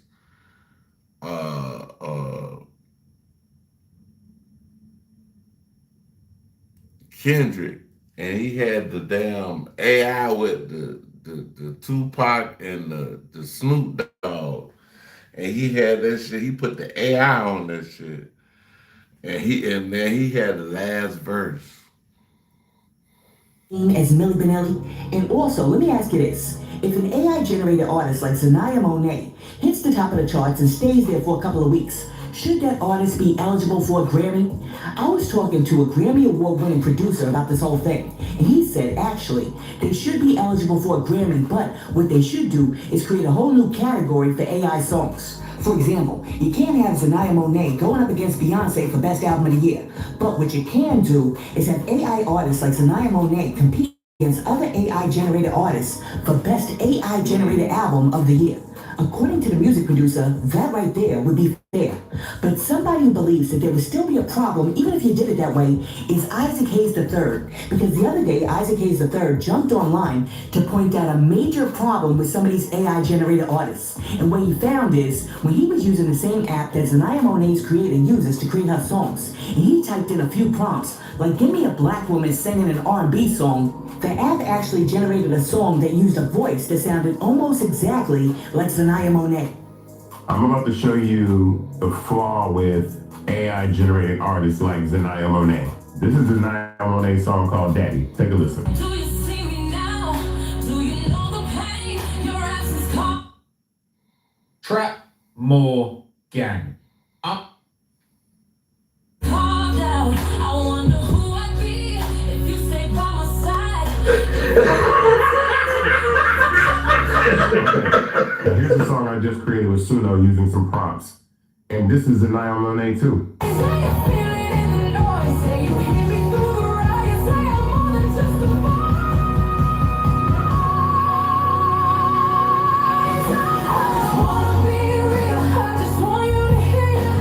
Damn, Suno, hey, I got that shit, bro. I gotta goddamn do that shit, bro. Cause like, what the fuck? Like, you able to do all that on Suno, nigga? Like, I got that shit, but I need to put AI. So see, using an AI-generated voice, there's no intellectual property that stops me from creating these same songs and putting them out. Of course, I have to change the name, but it's the same voice. So that's the problem. Anybody that creates an AI-generated artist does not have any protection from someone else taking that exact same voice. Yeah, Isaac Hayes III may have just found a major problem with these AI-generated artists. Because it's one thing if Michael, Jermaine, and Janet sound alike every now and then. And it's another thing if Tamar, Tony, and Tawanda sound alike sometimes. But it's going to be a whole different story when in the future you have 500 different AI-generated artists that sound exactly the same. And that's why real-life human artists like Kalani are waging war against AI artists. There is an AI R&B artist who just signed a multi-million-dollar deal and has a top 5 R&B album, and the person is doing none of the work. I think you guys think that AI can just be the cover for something, which some people can use. They can make an AI cover. AI can also make the entire fucking song. It can sing the entire song. It can make the entire beat. You can have a song that's one type of song and say, AI, make this into a country song, and it'll literally rewrite, re-sing in a country voice and redo the entire thing. And they don't have to credit anyone.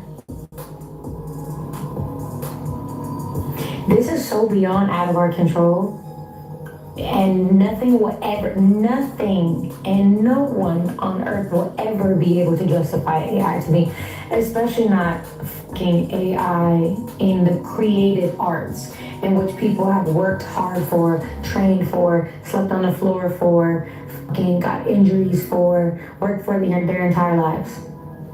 I'm sorry, I don't respect it.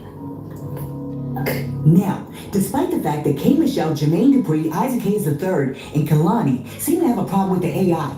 I did a video about this like maybe a year or 2 years ago, or maybe a year and a half or something ago. And I was like, what is up with the, because when I reacted to it, I was like, you know, me as a content creator, we looking like, okay, like, is like when we are reviewing songs, is this AI? Is this the real? Like, and then I had the video asking the question, like, is this really? And now this shit just, it done took off to a whole nother level.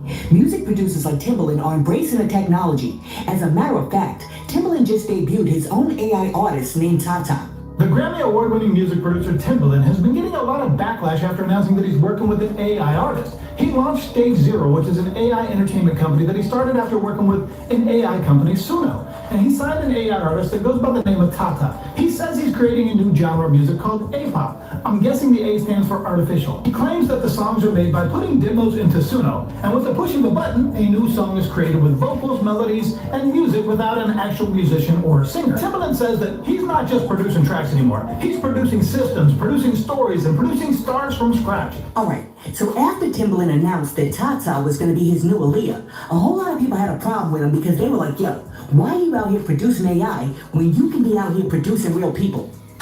All of us in this room, we make a living doing music. We are privileged. Yeah. There are millions of people, there are thousands in the chat right now, indie artists that are just starting to try to figure things out. Now, what I'm trying to say is this. We can sit up here and say, I am not threatened by AI. Because we already make money doing it. We've already built ourselves in this industry doing this. But what about them? If it doesn't affect me, and if it doesn't affect us in this chat room right now, what about being a voice for them? That's all I'm saying. So you know what, instead of saying, hey, go practice that guitar, go learn how to prompt. I don't want to be that person. And I don't want to be here saying, I already made my millions of dollars. So everybody else can figure it out. Go prompt. Go be an excellent prompter. Music still needs to live on, and it's people like you and me that need to say, we've got to figure out a fair way to do this. That is all I'm saying. And we've got to honor the hard work, the work ethic, the creativity, the love, the soul, all of the things that create music and why we're here today. Do not let that disappear and regulate or find a way to make this fair. That's all I'm saying. Well, after a whole bunch of people got on Timbaland about his use of AI, Timbaland was basically like, yo, why are you worried about what I'm doing over here? It's my creativity and my project, so you don't need to worry about it. No, Tiffany, I know what you're saying, but I'm saying it to the like. But so what I'm saying is, what's the answer to that question? Because that's the reason why people are. No, man, that's my personal project. That's my creativity. That's my ecosystem. So why the answer? So why? Because it's not you're not going to see it unless you involved in that world. Where will it be at? Where will it be at? It's a world. You gotta let me build it out. You gotta let me cook. Now, after that chat, people got even more concerned with Timbaland's use of AI when he debuted his fake Biggie. Alright, so I'm sitting here with my brother, Creative God, and we know that there's a lot of talk about AI, we know how I'm feeling. I gotta share something I've been working on because I always wanted to do this, and I never got a chance to. I always wanted to work with Big, and I never got a chance to. Until today, it came out right. Play. Ooh,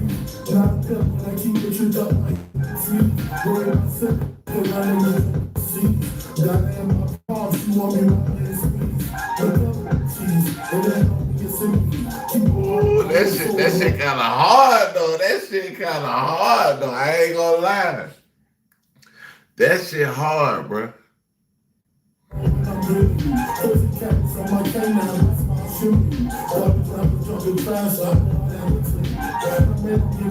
Yeah, that's hard. That's hard. I ain't gonna lie.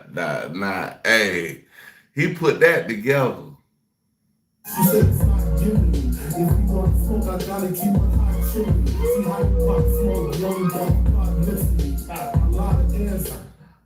Come on, bro. Come on. Okay, so after people heard Notorious AIG, they were like, nah, bro, you need to get that with the quickness because that ain't popping. And one person was like, Missy. Hey, I ain't gonna lie. That shit was hard. That was hard. I fuck with it.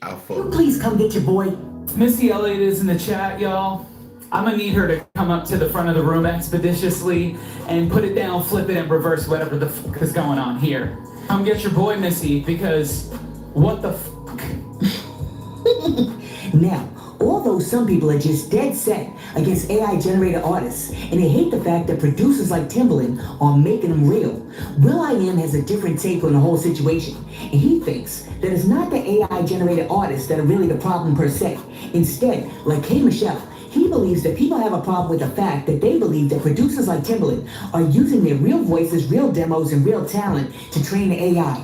Because a year before Timbaland introduced his new talent, Tata, he was actually asking artists to send him their demos for a potential record deal. However, those individuals allegedly never got any record deals. Timbaland's awesome. He's a great...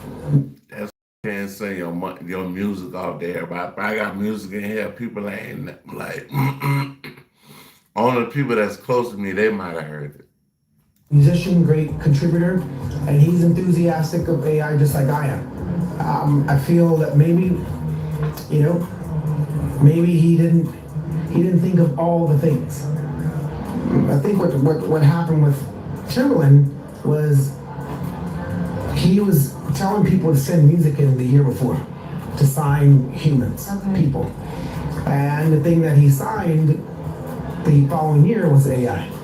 And so the combination of that raises a lot of concerns or questions like, were you using our music to train your AI?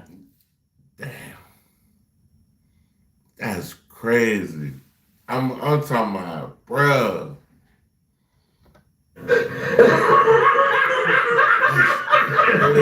I'm talking about my nigga. That's crazy. Come on now, dog. Come on, man. That's some wild work right there, dog. Like, I ain't gonna lie. I can't even really. Just so we're clear, will.i.am went on to say that he believes that Timbaland's a great guy, and he does not believe that Timbaland was stealing people's music to train the AI. However, he does believe that the timing between Timbaland asking people to submit their music and the timing between him releasing a new AI is a little funky, so it does make it look like there was a little something nefarious going on, even though he does not believe that there was anything nefarious going on. Timbaland's intentions are good intentions. Okay. There's probably some like oversight on or undermined on like, I did this last year, I'm doing this year. Maybe timing I is I didn't make it clear that these efforts are not connected to these efforts. Then they can both coexist as long as they don't get too entwined and communicate it. Yeah, but I don't think it was well communicated. Timbaland is he's a Pisces like me. He's an amazing contributor, and he's a technocrat. But I think the stumble was this company and that company, are they intertwined? Right. Now, after will.i.am sort of tried to clean it up for Timbaland, some people were like, get out of here. You're not getting ready to start trying to play Jedi mind tricks on me. Because I know for a fact that Timbaland was over there feeding beats that weren't his original beats into the algorithm. It's like he was feeding beats into the algorithm that really wasn't his beats. Cause I make beats, so I take this shit personally. Like this I take this personal.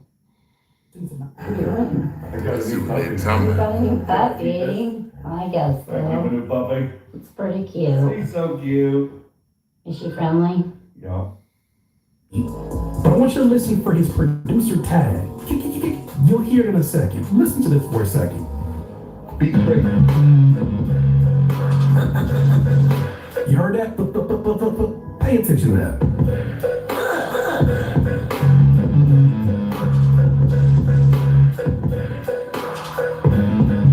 This beat is hard. Shout out to K Fresh.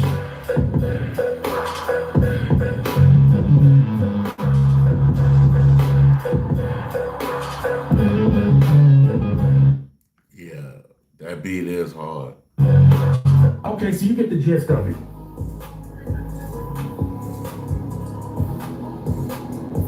Look at this video.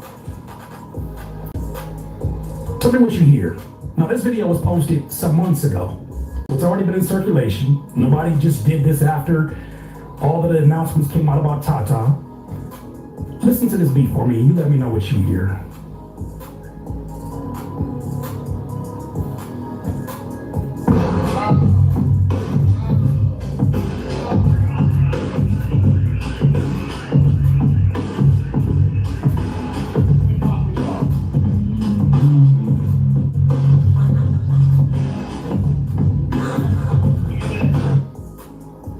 Not only are those elements of sound of the beat that you just heard, in my opinion, but you also hear the man's tag. Alright, so after some people called Timbaland out for using other producers' beats to make new beats, they were like, yo, what is this? However, other people have pointed out that this is all uncharted territory and we really don't. But a lot of people don't know. I'm just gonna be honest with you. I'm a producer. I've been doing this for years. People, the biggest producers that you think made some beats didn't make the beats they made. I just say that. I'm not gonna go no further with that. Oh, where this thing is gonna go. They called out the Virginia producer using real music made by human beings to train AI without crediting or paying them. But, and I remember having a conversation with Tim because I had him on the pod, and he said he was nervous about this. Bud, do you think about the controversy? What do you think's going on with Tim and this new AI creation? I think for one, it's uncharted territory, and I think it's still in the very early stages of the technology. I think it's going to grow over leaps and bounds over the next couple of years because they covered so much ground in the last 10 years with AI technology. You know what I'm saying? AI companies are starting to pop up more and more, and they're all billion-dollar companies. People are flooding these companies with all kinds of money. I think this is a problem, but we're not thinking about this. What they're doing now, the only way that AI can do these things is if you feed it information. You got to feed it information. I know on a very small level, on the introductory level, there are musicians who are feeding AI machines their voices, their cadences, their tones, some of them the way they play, instrumentation. And now the AI program can replicate what a rhyme from you would sound like without you having to write it. All right, so unlike K. Michelle and them, everybody doesn't have a problem with AI-generated artists. And as a matter of fact, some pro-AI artist people actually believe that individuals who have a problem with AI artists are actually hypocrites because they didn't have a problem with Sean P. Diddy Combs, Jermaine Dupri, and Dr. Dre remaking everybody else's songs, A Tribe Called Quest, DJ Premier, Pete Rock, and RZA sampling other people's records for hooks and loops, Kanye, T-Pain, and Lil Wayne using auto-tune on all their vocals, or artists like Beyonce and Metro Boomin. I said that earlier. I said I used auto-tune on my music. So basically, by me using auto-tune on my music, that's really AI. That's, you know what I'm saying? That's AI. I've been remaking remakes to remakes. We gonna be upset about AI. Like, we gotta be upset about beat machines, right? We gotta be upset about auto-tune. We gotta be upset about everything that helps tweak music, right? At one point in time, people had to play music live. People had to record their music live. Pro Tools made it where we could just say a line, stop it, go to the next one. They couldn't do that shit in the 60s and shit. They had to record that shit all the way through. All the way through. Now, one critic of AI. That like Pro Tools, I could just snip it. If I want to cut something off, just snip that, boom, and then hit record and go right back and do the, you know what I'm saying?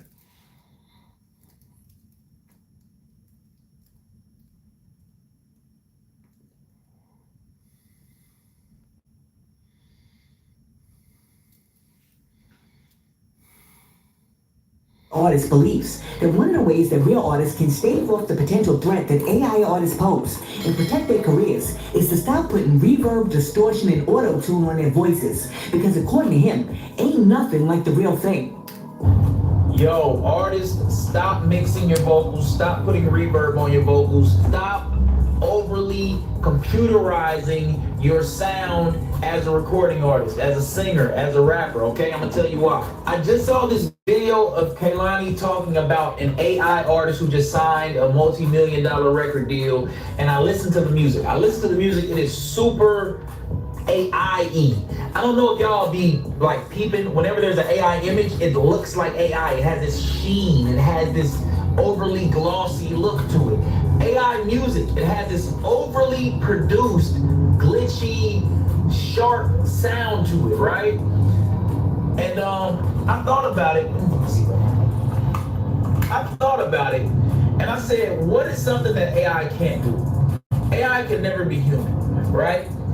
I foresee in the future of entertainment, of music, especially, artists going back to the roots. Think 1970s when the recordings.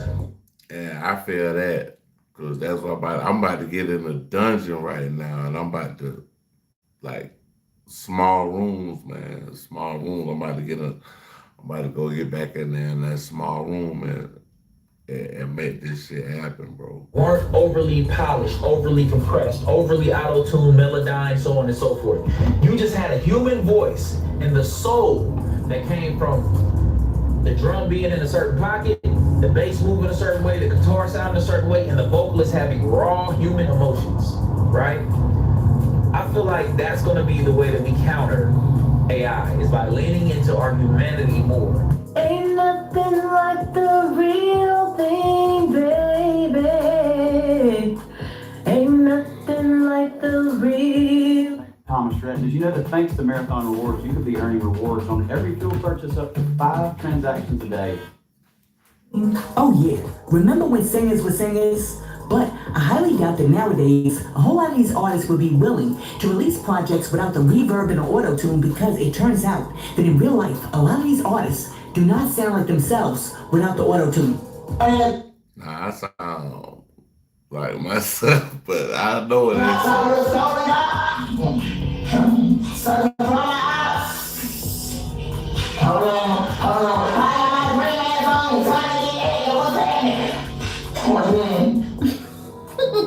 Oh my goodness, put the auto-tune back on, because I was not aware that this dude, NBA Youngboy, actually sounds like a cat on a hot tin roof without the help of technology. But not to fear, because there are actually some rappers out there that can rap without the auto-tune. Source, can we please see Megan Thee Stallion rapping without the auto-tune?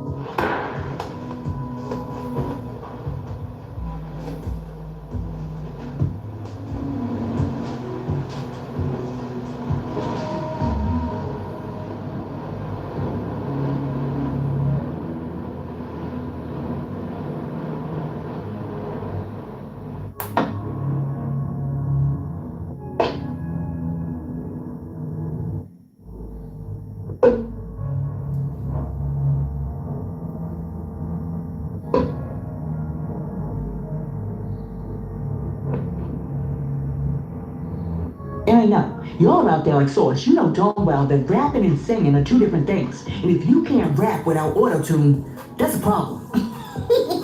I know, and y'all are absolutely right. Fortunately, there still are some artists out there like Coco from SWV who can drop those vocals just like she did on a record without the assistance of tech. But Coco and SWV are not the only artists that can do it, because Brandy can do it, Beyonce can do it, Chris Brown, Usher, Coco Jones, Jasmine Sullivan, Lloyd, Riri, Maya, Fantasia, Jennifer Hudson, and Cisco and Drew Hill can definitely do it. I mean, these artists can sing their songs and sing their behinds off. Definitely fantastic. Without the assistance of auto-tune or any other studio tricks. I would own, baby, your way.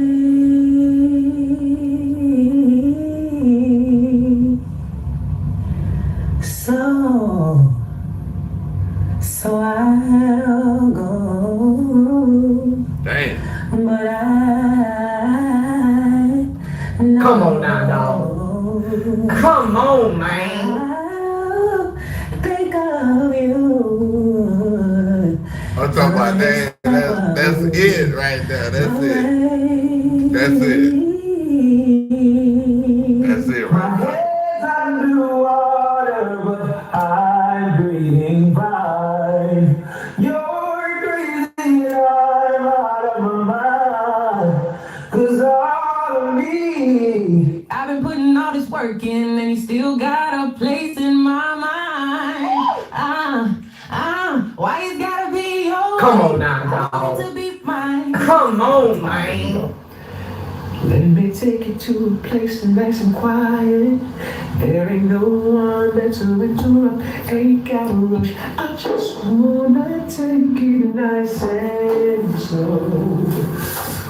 See, I've been waiting for this for so long. When we be making love, baby, I just wanna take it nice and slow. It's the last time you're ever gonna kiss these lips, or ever will deceive these eyes. Believe me when I tell you this. Okay, girl, 'cause 'Cause I'ma be alright tonight. You don't have to call. It's okay, girl. 'Cause I'ma be alright tonight. Deep by the wounded, deep by the roots. Ruby and Dustin Brown, I'm lounging in it. Out in the youth, don't know I'm drowning in it. I'm in the now, deep in the now. I'm in the. They just going to show you, bro. Like it's like, bro. These are the actual real people singing the song, bro. Like AI ain't gonna be able to do that, bro. Like Now, deep in the now, that's so good. What's on the schedule tonight? I hope you have an appetite. So tell me, will you come and spend the night? My love is like what? My time is like what? He's like what? And the kissing is. So what you think of this? He's got the whole world in his hands. He's got the whole world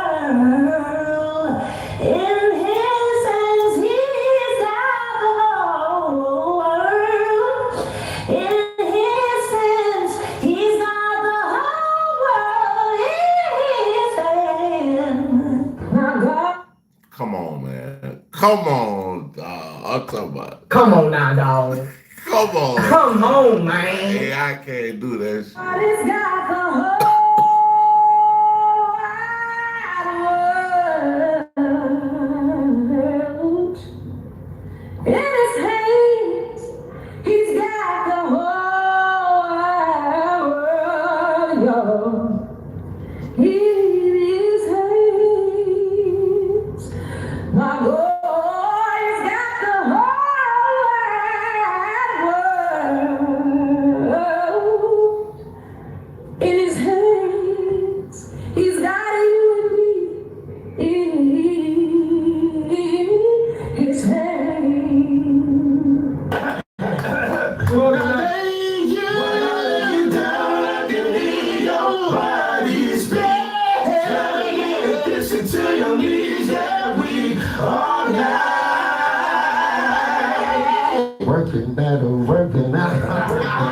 Y'all true hell, man, good in the middle of the floor, baby.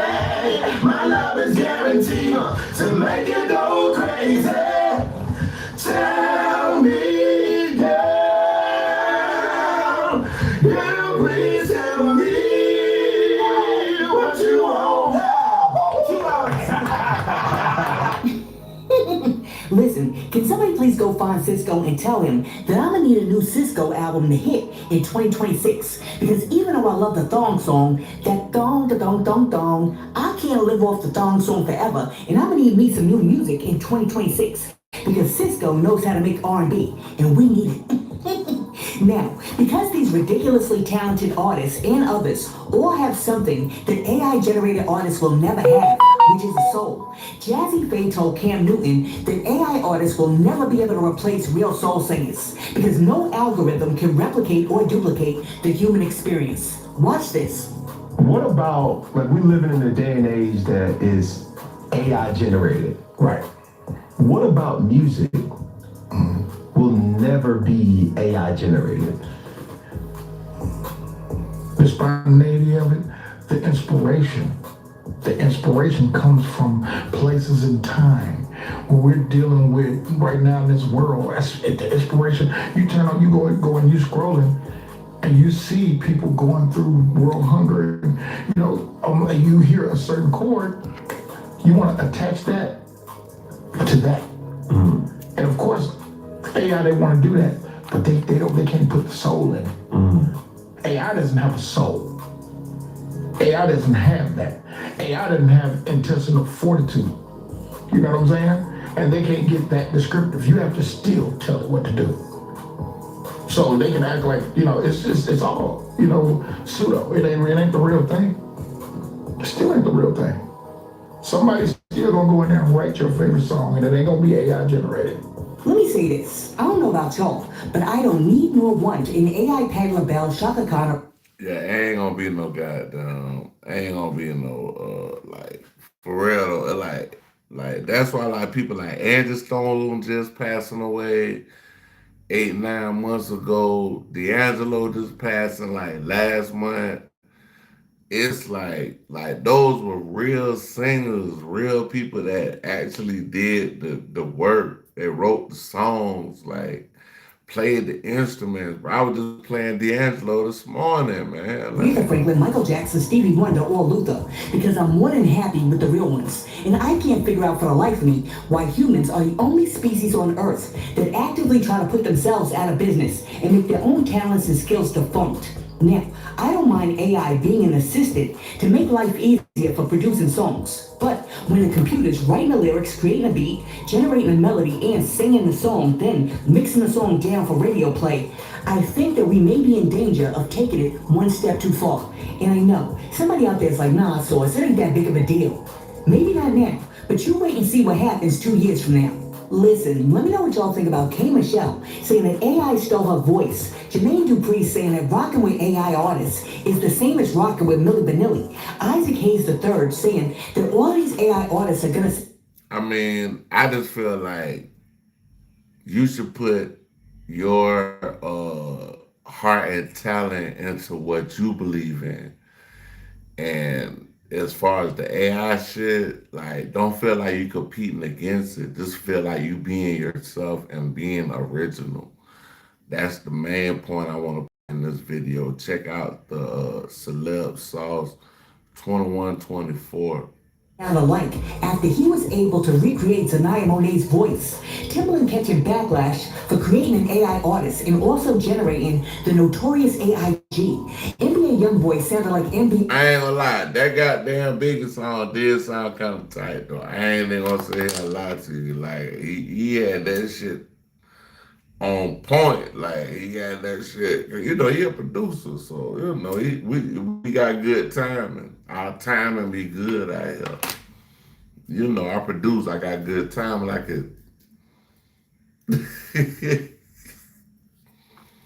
All right, we're gonna check out Hip Hop Buddha. I think I'm gonna keep going on shit to the end. Like, for the most comfortable, luxurious, eco-friendly, and affordable, handcrafted American-made mattresses on the market today. Delivered and set up in any room of your house. Yo, boy Buddha, man, we back. All right, y'all check out it with this the video we are reacting to right now is Hip Hop Buddha.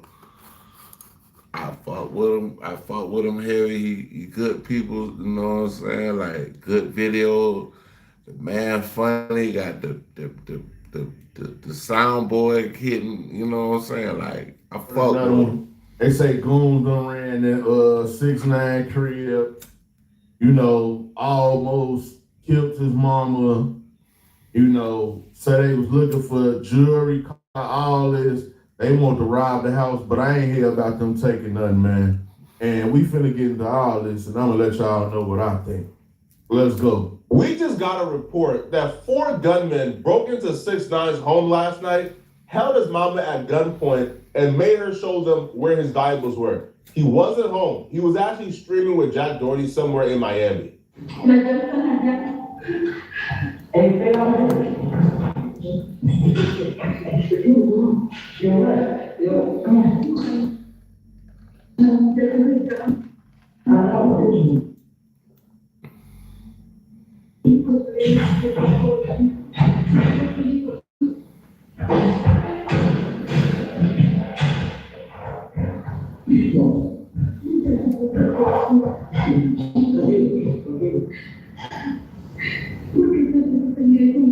There's nothing in it. All right, now first of all, wait a minute. This ain't Mr. Gat Right, the Fortnite champion. This ain't Rashad Murphy. This ain't Davion Murphy. This ain't Gutter Zay on the lookout. You know what I'm saying? Rest in peace to Julio Fulio. But we talking about some real Florida steppers. You know what I'm saying? Real Florida steppers. This ain't that, bro. No, hell no. This ain't that. They nice. Look, they nice as hell. Look, they so nice the dog ain't even being aggressive, bro. Look how the dog acting with him. Like, look how the dog acting.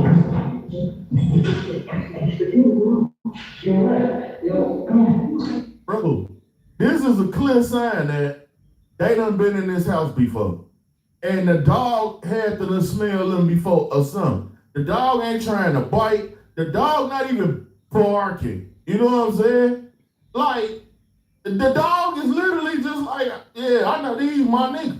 Like, the dog, like, he kicking it. Like, yeah, these my homies. Man, he smelt them before. If you know, you know. Yeah. But you know who I think? I ain't gonna even lie.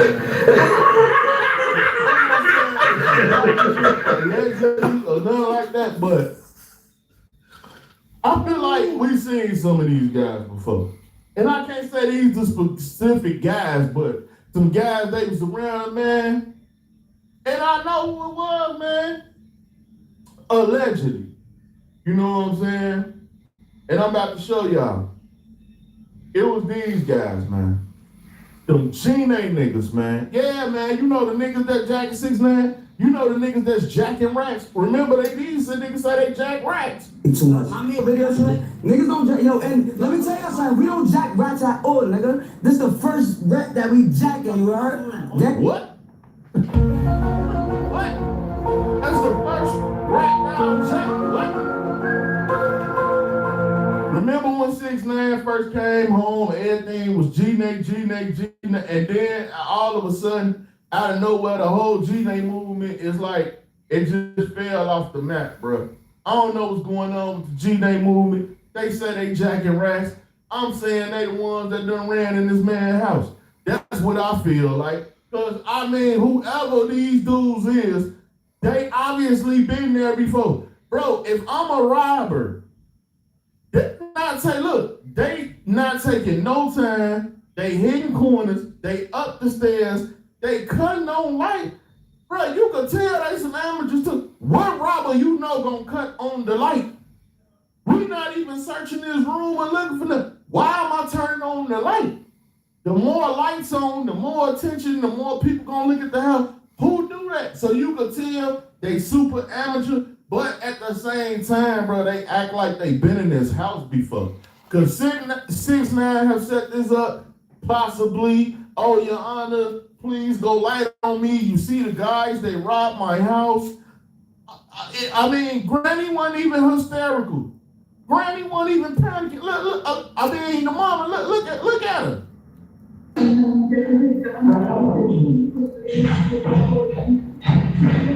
They having a conversation in the guala, man, you know what I'm saying? And then that's a whole nother thing. That she's speaking the guala, he like, hold on, woo. But it's like English mixed in with the guala, and it's like, y'all understand what she's saying though. You see what I'm saying? Like, come on, bro, it's too nice. It's too, nigga, real burglars is finna get the burglarized. Nigga, the 6ix9ine be throwing money everywhere, man. I'm checking the oven, nigga. I'm checking the oven. These niggas weren't checking nothing, bro. It's like they only went to where they been to before. It looked like they been here before. The dog even know they been there before. I'm smart enough to look at this and say, these niggas.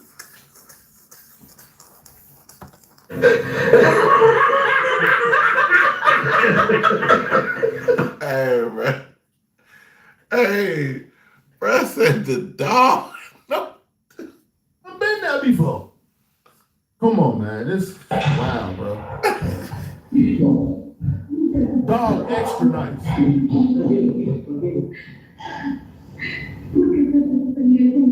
There's nothing in this world, bro, that I hate more than a trifling street dude, bro. Yo, these people, bro, look at the walk.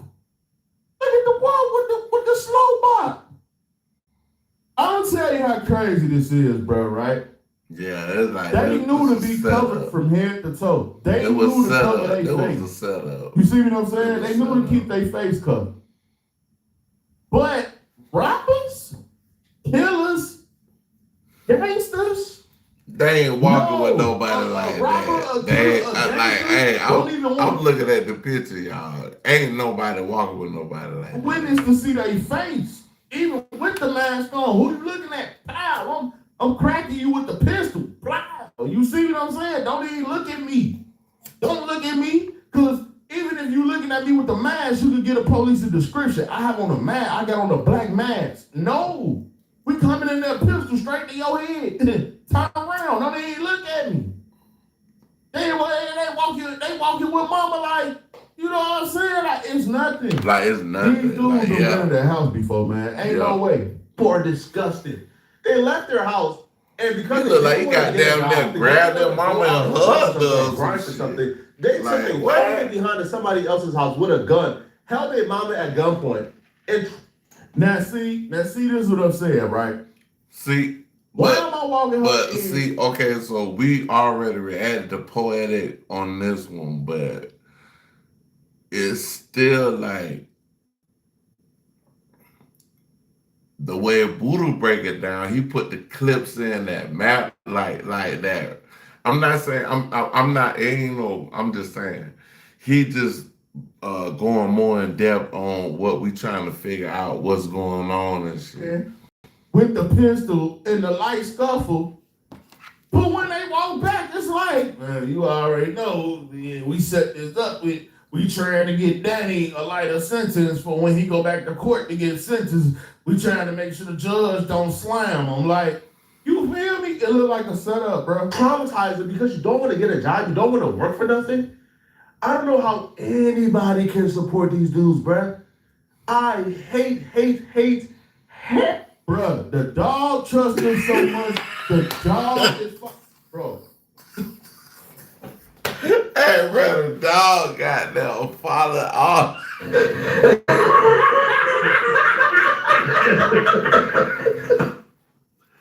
Hey, bro, whoever robbed him, they know him. They know him. They know him, bro. Bro, a real burglar.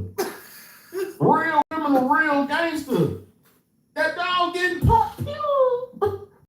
That dog getting hit. He getting hit too. What you doing? That nigga get description too. Be there, the police pull up. Yeah, so what you did? Like, no, he getting popped too. Wow. You feel me?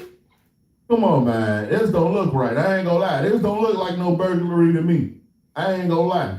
Ain't a street dude, a gang member, a degenerate. They're trifling human beings, bro.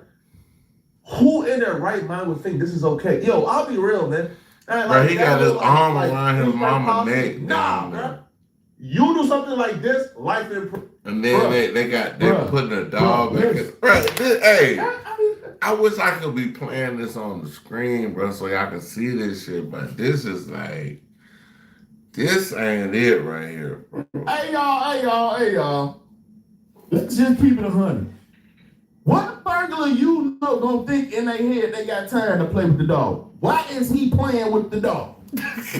Why? Like, bro, that's come on. I understand. I'm reacting to Flacco video. Flacco, my boy. Shout out to Flacco. But Flacco, so man, I don't even think he looking at the video seeing what we seeing. Why is a burglar playing with the dog?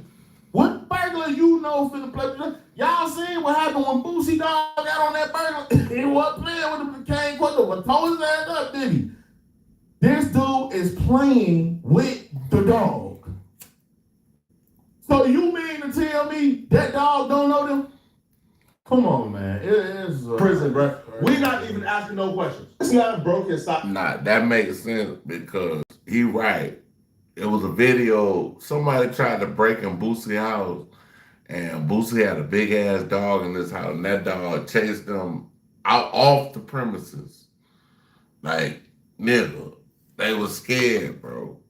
It was a cane corso. I was in a situation earlier today. He was pretty emotional in his response, as he should be. His mother got held at gunpoint by trifling people, right? Unhinged, trifling, lazy, broke, no good for nothing, disgusting human beings. But I also think he was also emotional because he understands for the most part, this is like 95% his fault. What's up? So I want to make this video to clear up all the fake news and rumors so the world knows this. It's a fact. I'm on house arrest. I've been on house arrest. I think everyone in America and everyone across the world knows that I'm on house arrest. Yesterday, they allowed me to leave for work. People, I guess, saw that I was on live stream with Jack Doherty. They took that opportunity to do some. Like I said, it's me, so I get it. The rules are different for me. But if it was your favorite artist, your favorite actor, I'm gonna keep it real with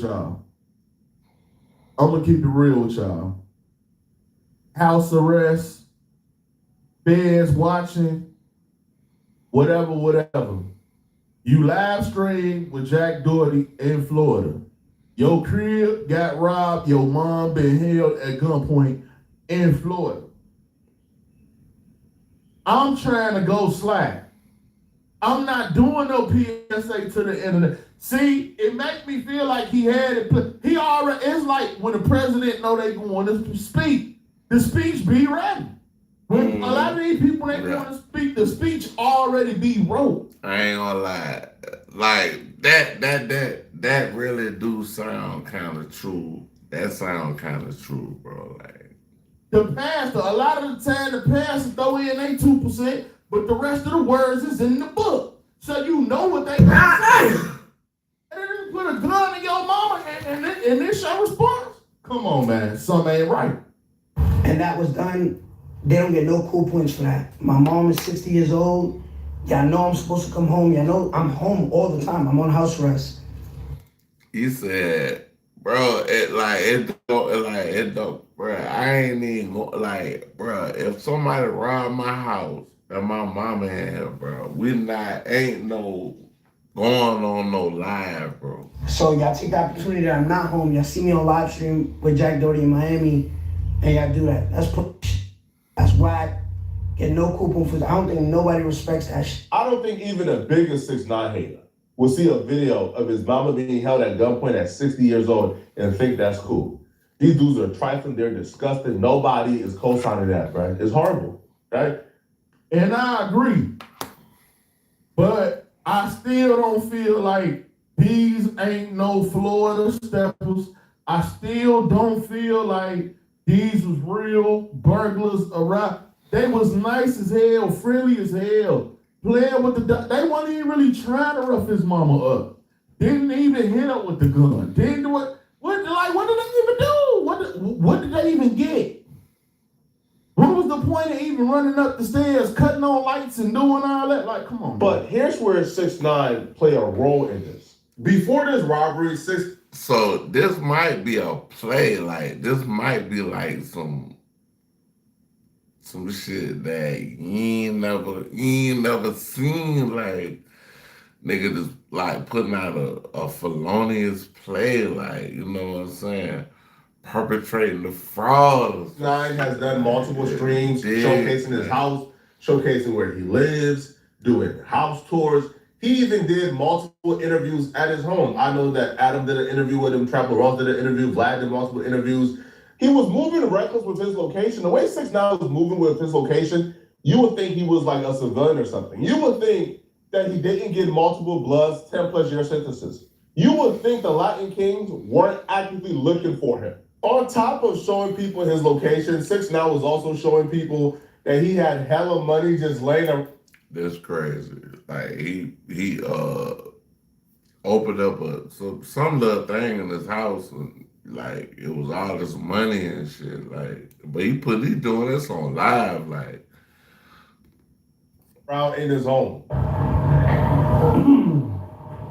Come for the blind date. Okay.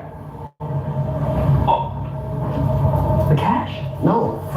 Sorry. How much cash is that? Well, it's fake. From I estimate, I probably counted about $150,000 on the bottom shelf of that closet. So he was showing people the crib, showing them he got hella money, and to make things worse out of all of this, 6ix9ine was actively telling people he didn't have any security whatsoever in the home. Look up the system is. Let's go. Look this up. They say we already said it. We did the video yesterday, but it's a recap because Buddha doing it. But yeah, self-telling on like situations. We'll just say that like situations like that. Like he told on his situation, and niggas came through like it was sweet. Son can't have armed guards. You can't have guns around you. Really? Okay. Didn't know that. Look it up. We appealed it in the appeals court. 3 higher judges said, how are you going to blast this kid's cooperation and then take his guns away? Overturn. The more this I see, the more it make me feel like he planned to rob. Yeah, he did it. Yeah, that was his guy, the G-Name niggas. Yeah, that's how I look at it. Come on, man. The court's ruling. So you could have armed security. Gave me guns back. Right. Right? And we're in Florida, so you could have a carry permit pretty easily. Now watch this. March 12th, 2025. I get raided. They find a gun in here, right? It's concealed. It's permanent, right, by my brother. The judge, it's concealed? I don't understand that part. It's license. He has a license. Okay, yeah, your brother's got it. Yeah. Right, got it. My brother gives, this property. He gives the document. Right. This is mine. My brother has nothing to do with it. The judge rules April 21st. I'm stripping his gun license away. Whoa. Okay. Right? That's crazy. Why am I paying a security, right? This guy's armed in the mall. I'm no longer able to have licensed security. You understand me now? I feel you. I feel you, right? You're in a catch-22. I have to put my glasses on? Can I put my glasses back on? Go for it. Tell me you're asking for people to rob you without asking for people to rob you, bruh. Like, what do you think was gonna happen if you said that publicly, bruh? Like, what was the benefit of even saying that? You think that the fans are... Why not say it? If I'm planning and setting it up, they're gonna rally behind you and come to the courthouse to petition for you to have armed security? Bruh, I don't care what nobody say. Can't nobody tell me that robbery looked at real, bruh. It looked at fake. It looked at staged.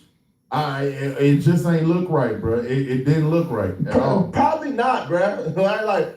Like the interview did numbers, but that audience is probably not gonna rally behind you to have a judge reinstate your armed security guard. But what I can tell you is the formula is pretty simple here and it's not rocket science. You're somebody who's hated because you ratted on gangbangers and you're polarizing and you talk trash about a lot of people, which that's why we love you, that's why I love you. You keep a lot of valuables in the house. You show the location of the house, and then you let them know, oh, by the way, I don't have any armed security. I'm not allowed to have guns in my home. I'm on house arrest. I'm on paperwork right now. So if I had a gun in... That's ridiculous. That, what? You told everything, bro. Like, God damn. Is home, I'm going to jail for a very long time, and I don't want to go to jail for a very long time. So you just told a world of criminals, here's where I live. I have no guns. Even if you see security here, they have no guns. But as he just said, he don't live with security. He don't keep security in his home. It's just him. And now you're asking yourselves, how did this happen? Bro, it happened because you talk too much. You went on those interviews and said a tad bit too much. But the dumbest part about all of this too, though, 6ix9ine, knowing his situation, is still out here starting beef and antagonizing street dudes. That's what I don't understand. If I knew that I can't carry a gun, if I knew that I can't have armed security, if I knew that I can't really operate how I want to operate or fully protect myself, the last thing I'm doing is starting beef. The last thing I'm doing, Brett, is cussing out people or dissing rappers or dissing street dudes. Now, that's the last thing I'm doing, bro. All right? That's the last thing I'm doing. I'll be a church mouse. I will try to squash all the beef possible. Right? It's not happening. Now, it looks like 6ix9ine is now trying to take that approach, right? He's now trying to take the church mouse approach. He's now trying to go down the approach of, hey, let's all be friends. I'm pushing peace and positivity, but it's literally too late, bro. After this incident, 6ix9ine announced that he's dropping a Christian song. So Young Thug was right. You feel me? If you rap, you gotta make Christian music now. 6ix9ine really dropped a Christian song after this incident, bro. So he's now starting to realize that the malarkey and the tomfoolery that he's been doing is not worth it. At the end of the day, bro, peace is the only thing that really matters to. Yo, if me having $100 million came with no peace, I'm turning in that $100 million. Peace is what we value the most as humans. That's correct. And peace, like, I don't know, a lot of people know that, but peace, well, that's why I'm here, right here in front of y'all, because this is my peace. Especially for 6ix9ine, he is in a situation right now where it's almost impossible for him to have peace. If he intends on having a thriving career, if he intends on still getting paid for these interviews, because there's only so long and so much you can talk about your life story until people are gonna want to have to ask you about your opinions on certain things. And if you're 6ix9ine, you have made a living off of giving controversial opinions. Now, 6ix9ine is getting paid, I believe, anywhere from $10,000 to $20,000 per interview. That $20K ain't worth me doing that interview and dissing all the popular rappers who live in proximity to me. And now I gotta watch over my shoulders and I don't even have a gun.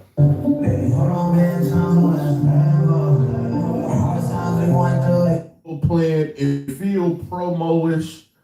I ain't gonna lie, bruh. These ain't no killer. His mama ain't get tied up, pistol whip or nothing. She just got walked to the door, told to stand by the door with dude, the robbers playing with the dog. See, I think Flacco was so fixated on what happened to his mama. He not watching the video. He not seeing what we seeing. The smart people could see right through this. Ain't no way in hell. If I'm a robber, I'm checking everything. We in your crib and you got money, then I'm in the cabinets. I'm all at the closet. They gonna go in your bathroom, your room, the master bedroom, the room, the upper room. I'm through there, trying to get whatever. They didn't even leave with nothing. So what was the point? And they playing with the dog. Like, come on, bro. Hell no. God ain't nothing to play with, man. All right, so 6ix9ine in his caption, if he's being real, I applaud him. He says, the devil's working hard, but my Lord Jesus Christ works even harder. Amen. Shout out to you, buddy. All right? You should feel this way. And if it's real, I applaud you. But you still throwing up the money. Robbers just left my crib. I dropped a video where I'm throwing money all over the place. All right, man. I was born at night, but I wasn't born last night. You feel me?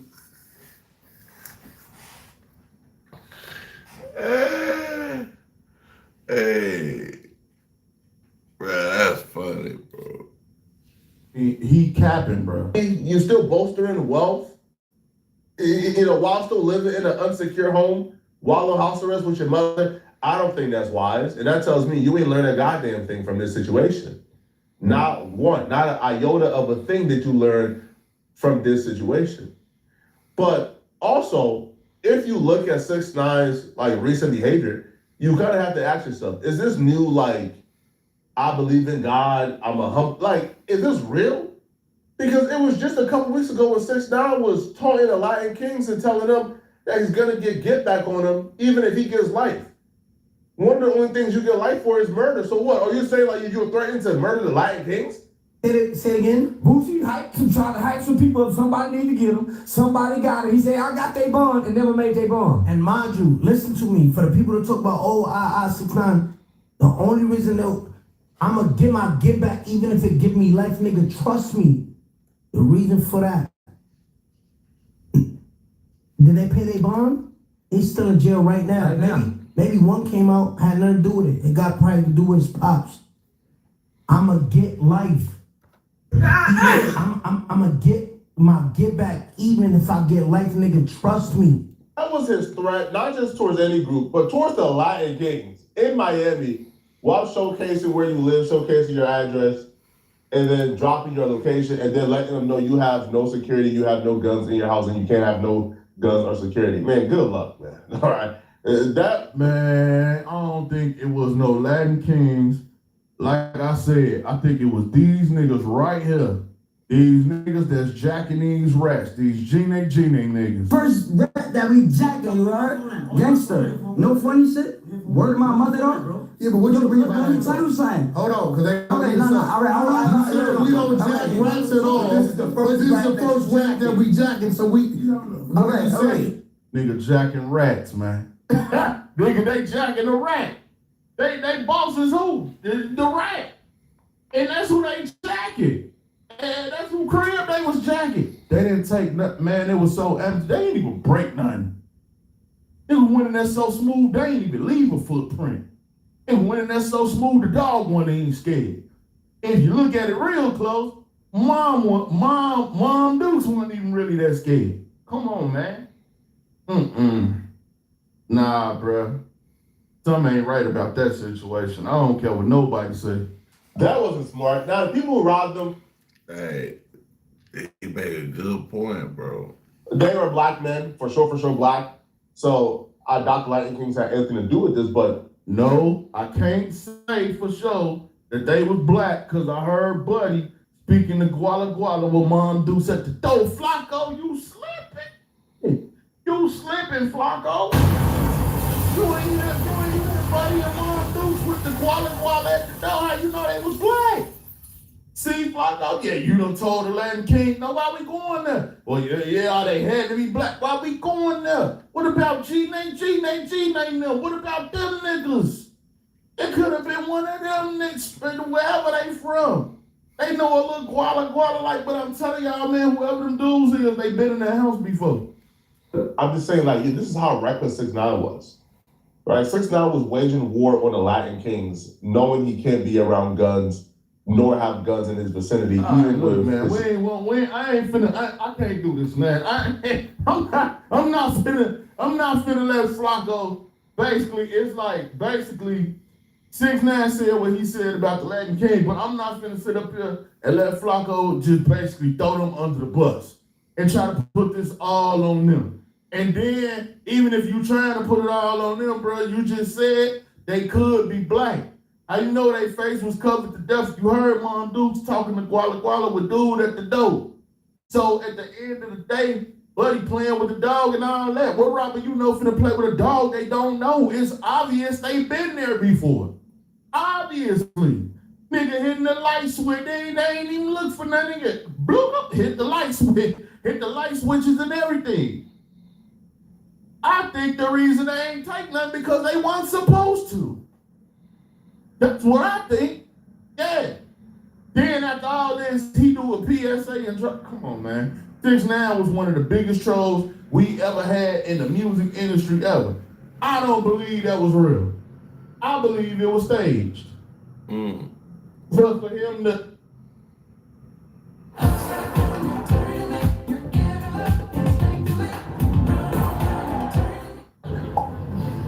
Cheers. Do you live around here? Mm-hmm. Like 5 blocks that way. So Renee?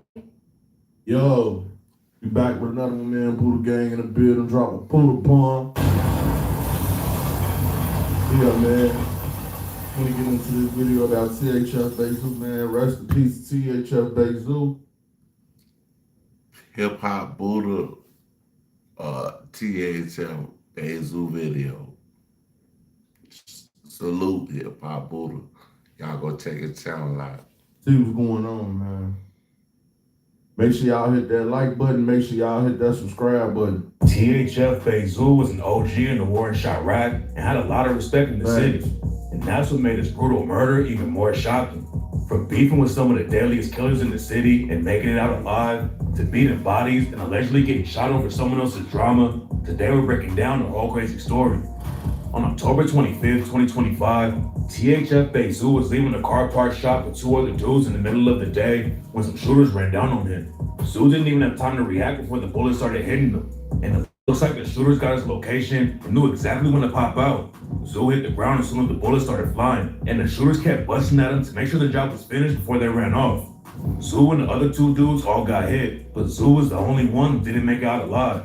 Right after the hit, rumors were going around that Zoo was fighting for his life in the hospital and might pull through. But a day later, the news broke that he had been pronounced dead. According to Trench's News, Zoo was on life support and the machines were the only things keeping him alive. The doctors allegedly told Zoo's family that he wasn't gonna wake back up though, so his family decided to take him off life support and let him go. My family decided to take THF Bezu off life support, man. Bezu is gone, man. THF Bezu had a lot of love in the city, and a lot of people who don't even rep THF were shouting him out after he died. Zoo had homies in O Block, 600, 300, TTE, and way more sets. He was tapped in with people outside. Yeah, Zoo was tapped in with a lot of people. Out of Chicago too, and 21 Savage offered to pay for the funeral, but Zoo also had a huge target. Shout out to 21 Savage. On his back, and after Zoo got killed, the ops were clowning him like crazy all over social media. One dude named Fonzo was dissing THF Bezu after he got shot, and that's allegedly why Fonzo's girlfriend, G. Ari, was brutally shot and killed just a few hours later. G. Ari was also a rapper, and when she got killed, all kinds of rumors started flying around about who pulled the trigger and why they wanted her gone. People were trying to claim that G. Ari is the one who dropped Zoo's location to the ops, but it turns out she didn't have anything to do with the beef and allegedly got killed because her boyfriend was dissing Zoo. After Ari died, her brother hopped on Facebook and said she wasn't even a... Alright. So now remember when I first did the Zoo video, we already had knew all this, like even before I had hit the internet. I did the Zoo video. I just didn't want to put it out there before it hit the internet. We already had knew this. I'm gonna say this.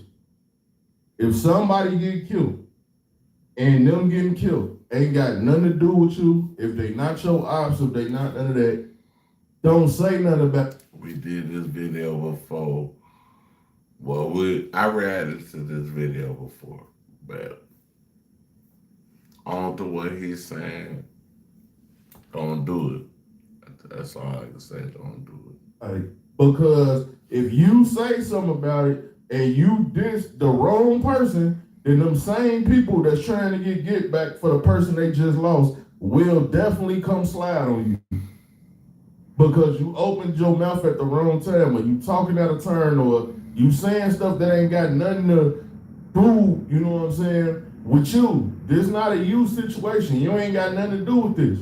You feel me? But just due to the simple fact that you spoke on Zoo and, you know what I'm saying, they knew they can get up with you like that, then, you know, they went and did, you know, allegedly, they went and did what they had to do. That's a sad situation. But at the same time, in Chicago, that ain't how it goes. The best way to avoid all that is to mind your damn business. If you ain't got nothing to do with that, just mind your business.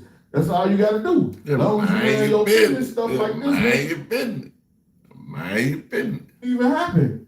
That's for all real. you gotta do. Mind your business. Now, I don't think Fonzo thought that he was dissing Zoo. I think he was just trying to make a point.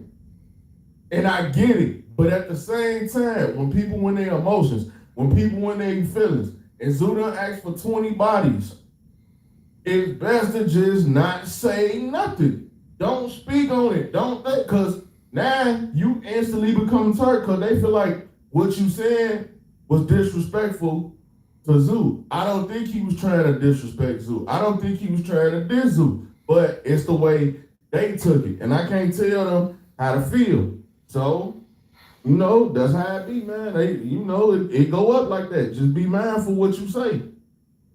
Target. According to some sources, Ari and Fonzo were sitting in a whip together when the shooters ran up and aired the car out. But they shot into the side Ari was sitting in, so she died instead of Fonzo.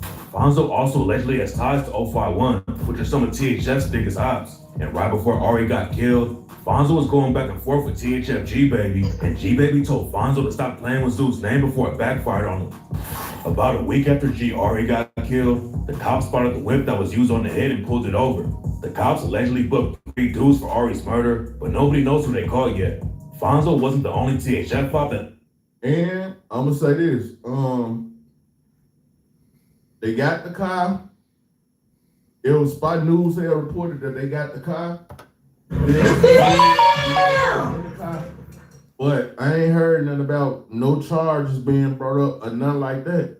So even if that was the car, even if they got the dudes in the car, that don't mean just because you got these dudes in the car that you got the trigger man. You see what I'm saying? I ain't heard nothing about nobody being convicted or nothing like that. This is crazy. Or being charged. I still ain't heard about nobody being charged with her murder, basically. So just catching some dudes in the car don't mean nothing. They gotta prove one of them did that. That Ari had ties to though. Ari had a kid with a dude named 757 BA. And back in the day, BA was really putting in work. In 2017, a 600 member named McAdoo was allegedly sliding around trying to catch 051 members lacking. McAdoo was allegedly one of the biggest shooters in the city, and a lot of people think he caught at least 3 bodies. But when BA spotted him at a party, he upped his strap and started shooting. Both sides were letting off shots, and people were dropping all over the place. BA allegedly shot McAdoo, and McAdoo survived. But BA's homie got hit up and did. Stay out them crowds, stay out them parties. I understand that everybody wanna have fun. Ain't nothing wrong with having fun. But at the same time, you go to the wrong party, you will get clapped at. If you go, you trying to be tender. Why is you in this party? You ain't got no business being in this party. Why is you over here? You ain't got no business being over here. You know that. But a lot of dudes tender, and they gonna go to the party anyway. And what's the favorite line? We going for the females. We going for the bops. Bop it. We going for the bops. We going for the bops. So that's why we here. We trying to get up with the bops. Yeah, the bops gonna get you a box. You see what I'm saying? Trying to go see the bops at the party, at least you end up being in the box. You feel me?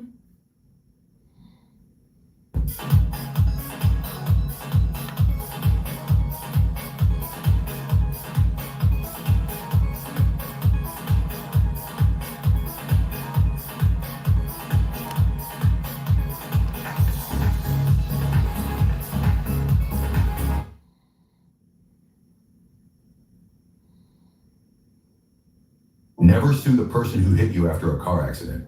I just got $100,000 for an accident I was in last month, and I didn't sue, I didn't have to go to court, and I didn't have to deal with insurance directly. Listen, if you've been in a car accident recently, most people have no idea there's actually a way to get massive compensation without any of the traditional legal hassles. Everyone thinks they only have 2 choices after an accident: accept whatever crumbs insurance throws at them, or hire expensive lawyers and spend years fighting in court. But there's actually a third option that's helping accident victims get life-changing settlements in just weeks. After my accident, insurance offered me $7,000. I was frustrated and didn't want to deal with the stress of hiring lawyers and going to court for years. That's when I discovered the 2025 Crash Connect Compensation Program. This isn't just another accident met their criteria. I answered just a few simple questions about what happened, and within seconds, I found out I qualified for the Crash Connect program. That's what. Don't do that. Didn't make it out. When it was all over, 7 people were laying out bleeding on the floor. And in 2024, the cops finally booked me. And rumors say she just got killed because Fonzo was dissing Zoo and rumors got her instead of him. But there's no proof. When Zoo died, he wasn't really active in any beefs anymore. But back in the day, he was really putting pressure on the ops and had a crazy story for a while. And when the case finally got dropped, THF Bezoo hop on the track, beat that body with King Von, and the cops finally booked BA for the shooting. Giari was talking about the streets on tracks like One All the Smoke. When she rapped, he ran and he fell. They hopped him. Bullets they hurt. They hit him like chopping. I'll make one phone call. Got killers. And I ain't gonna lie, Giari had potential. She wasn't a bad rapper at all. So due to the fact that she wasn't a bad rapper, she definitely had potential to blow. East to west, bitch, it ain't no talking. Ari allegedly wasn't involved with any beef though, and rumors say she just got killed because Fonzo was dissing Zoo and the shooters got her instead of him. But there's no proof that THF was involved with Ari getting killed though. When THF faced Zoo died, he wasn't really active in any beefs anymore. But back in the day, he was really putting pressure on each other. So for a few years, it was one of the most active wars in Chirac. Zoo wasn't around for all of it though, because in 2009, he allegedly caught a body and was fighting the case for a while. And when the case finally got dropped, THF Bezoo hop on the track, beat that body with King Von, and raps, beat the body. Now the trenches call me Rocky. Shout the members, they're my motherfucking partners. We gon' high speed, ain't no fucking pulling over. Oh fuck. Beat the Body was hard. That song is hard. One in THF is hard. One of THF's beef sparked up before everyone was paying attention to the drill scene. Beef sparked up before everyone was paying attention to the drill scene. And it all started when a dude from 05 in 2011, they slid on THF. Then they took out another THF member named Tony. THF and 051 were dropping bodies like 2013. Zoo allegedly killed a woman named Big A who repped 051. There aren't a lot of details about how it went down, but Big A's brother 051 Ariel snitched on Zoo and told the cops that Zoo said, "On Gutta, on my son, I whacked her big ass." In 2015, THF based Zoo's own stepson got killed too. Zoo's stepson Raheem was repping THF and allegedly almost killed 051 Melly. And while Zoo was locked up fighting the case, the ops caught Raheem and left him dead in the street after shot a dude. Von and Dirk were both indicted for attempted murder, and the paperwork said involved with the situation too. It's not clear how it all went down, but the case eventually got dropped. And the craziest part of the story is that Zoo went live on IG with the dude who they allegedly shot and called him a rat.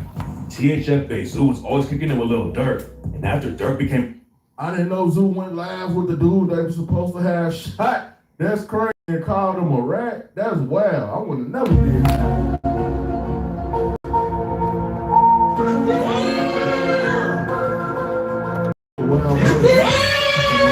Rappers in the world, Zoo wasn't really crashing out in the streets anymore. But when Durk got locked up on his murder for hire case, Zoo allegedly wasn't making a lot of money and couldn't afford to stay out of Chicago. But even though Zoo wasn't crashing out, his homies in THF sparked a new war, and some people think that's why he got killed. It all started when Lil Durk started rocking with a dude from 6300 named Lil Zay Osama. 6300 and THF didn't have any problems, so Zay was cool with being around the THF members who were tight with Lil Durk. But then a couple of THF members stole some watches from him, and Lil Zay aired him out on IG. Then in February 2024, THF TP was brutally killed right in front of his kids. According to rumors, THF TP was killed by some dudes from a set called BBC, aka Bashville. Lil Zay is cool with a lot of dudes from BBC. And after TP got killed, a dude from BBC posted about Lil Zay's watches and said somebody had died for him. THF clapped back and killed BBC Man Man. But other sources claim it was a set called DOD that pulled the trigger on Man Man. Lil Zay stamped that story too and said THF was clout chasing when he rapped, "Niggas kill your baby mama and you ain't did nothing to your ops." Man Manny from the one, he got that get back for that watch. Now this is crazy because Lil Zay was trolling at first when Zoo died, which they was trolling when Deuce died. But then at the same time, bro, it's like, if you gonna say like, you ain't on that or you ain't with it or whatever, stand on that. Cause then you just dropped another song and you dissing all over again. So at the end of the day, bro, it's like, I don't see no stopping to that. I don't see no stopping on no side. There ain't no side, there ain't gonna be no give or no pull because it's been too much. At some point, when it's just been too much disrespect, it's gonna be hard to stop. There's been a whole lot of disrespect on both sides. And there's been some bloodshed on both sides. A whole lot of. So that's gonna be hard to stop. And the ops ain't do it, but this isn't like they did that shit to top. It don't look like THF caught Man Man, but they were allegedly still sliding and killed a dude from DMG named Lil Deuce. There's a lot of rumors about who pulled the trigger on Lil Deuce, but THF G-Baby dropped a diss about him dying. And after Zoo got killed, DMG started posting Scoom and made it look like Zoo's death was get back for Scoom. Nobody knows who took Zoo out, but one of the craziest rumors is that his own homie put a bag on his head. Zoo was tight with Lil Durk, and they caught cases together. But there's a crazy theory that Durk wanted to get Zoo out of the picture. Back when Zoo caught his first murder case back in 2009. Nah, I don't think Durk put a bag on Zoo. I don't believe it. I doubt it. I don't believe it either. Because get Zoo out the way for what, bro? The people that Durk need to get out the way to be his case, They done already flipped Fed. They already working for the Fed. They already, you know what I'm saying? They federal already. And they already work with the Fed. I feel that 100%. Like, why would he have to do that when all these people working against him already? Y'all seeing all these motions coming out. Look at the names that's missing. Them the people that done flip, they working with the feds already. They trying to get a little dirt up out of there. Them the people he needed the bag on. But he didn't, but at the same time, when that whole situation happened with Lil Pap, Dirk was supposed to come behind that and play cleanup. But it was so sloppy, he ain't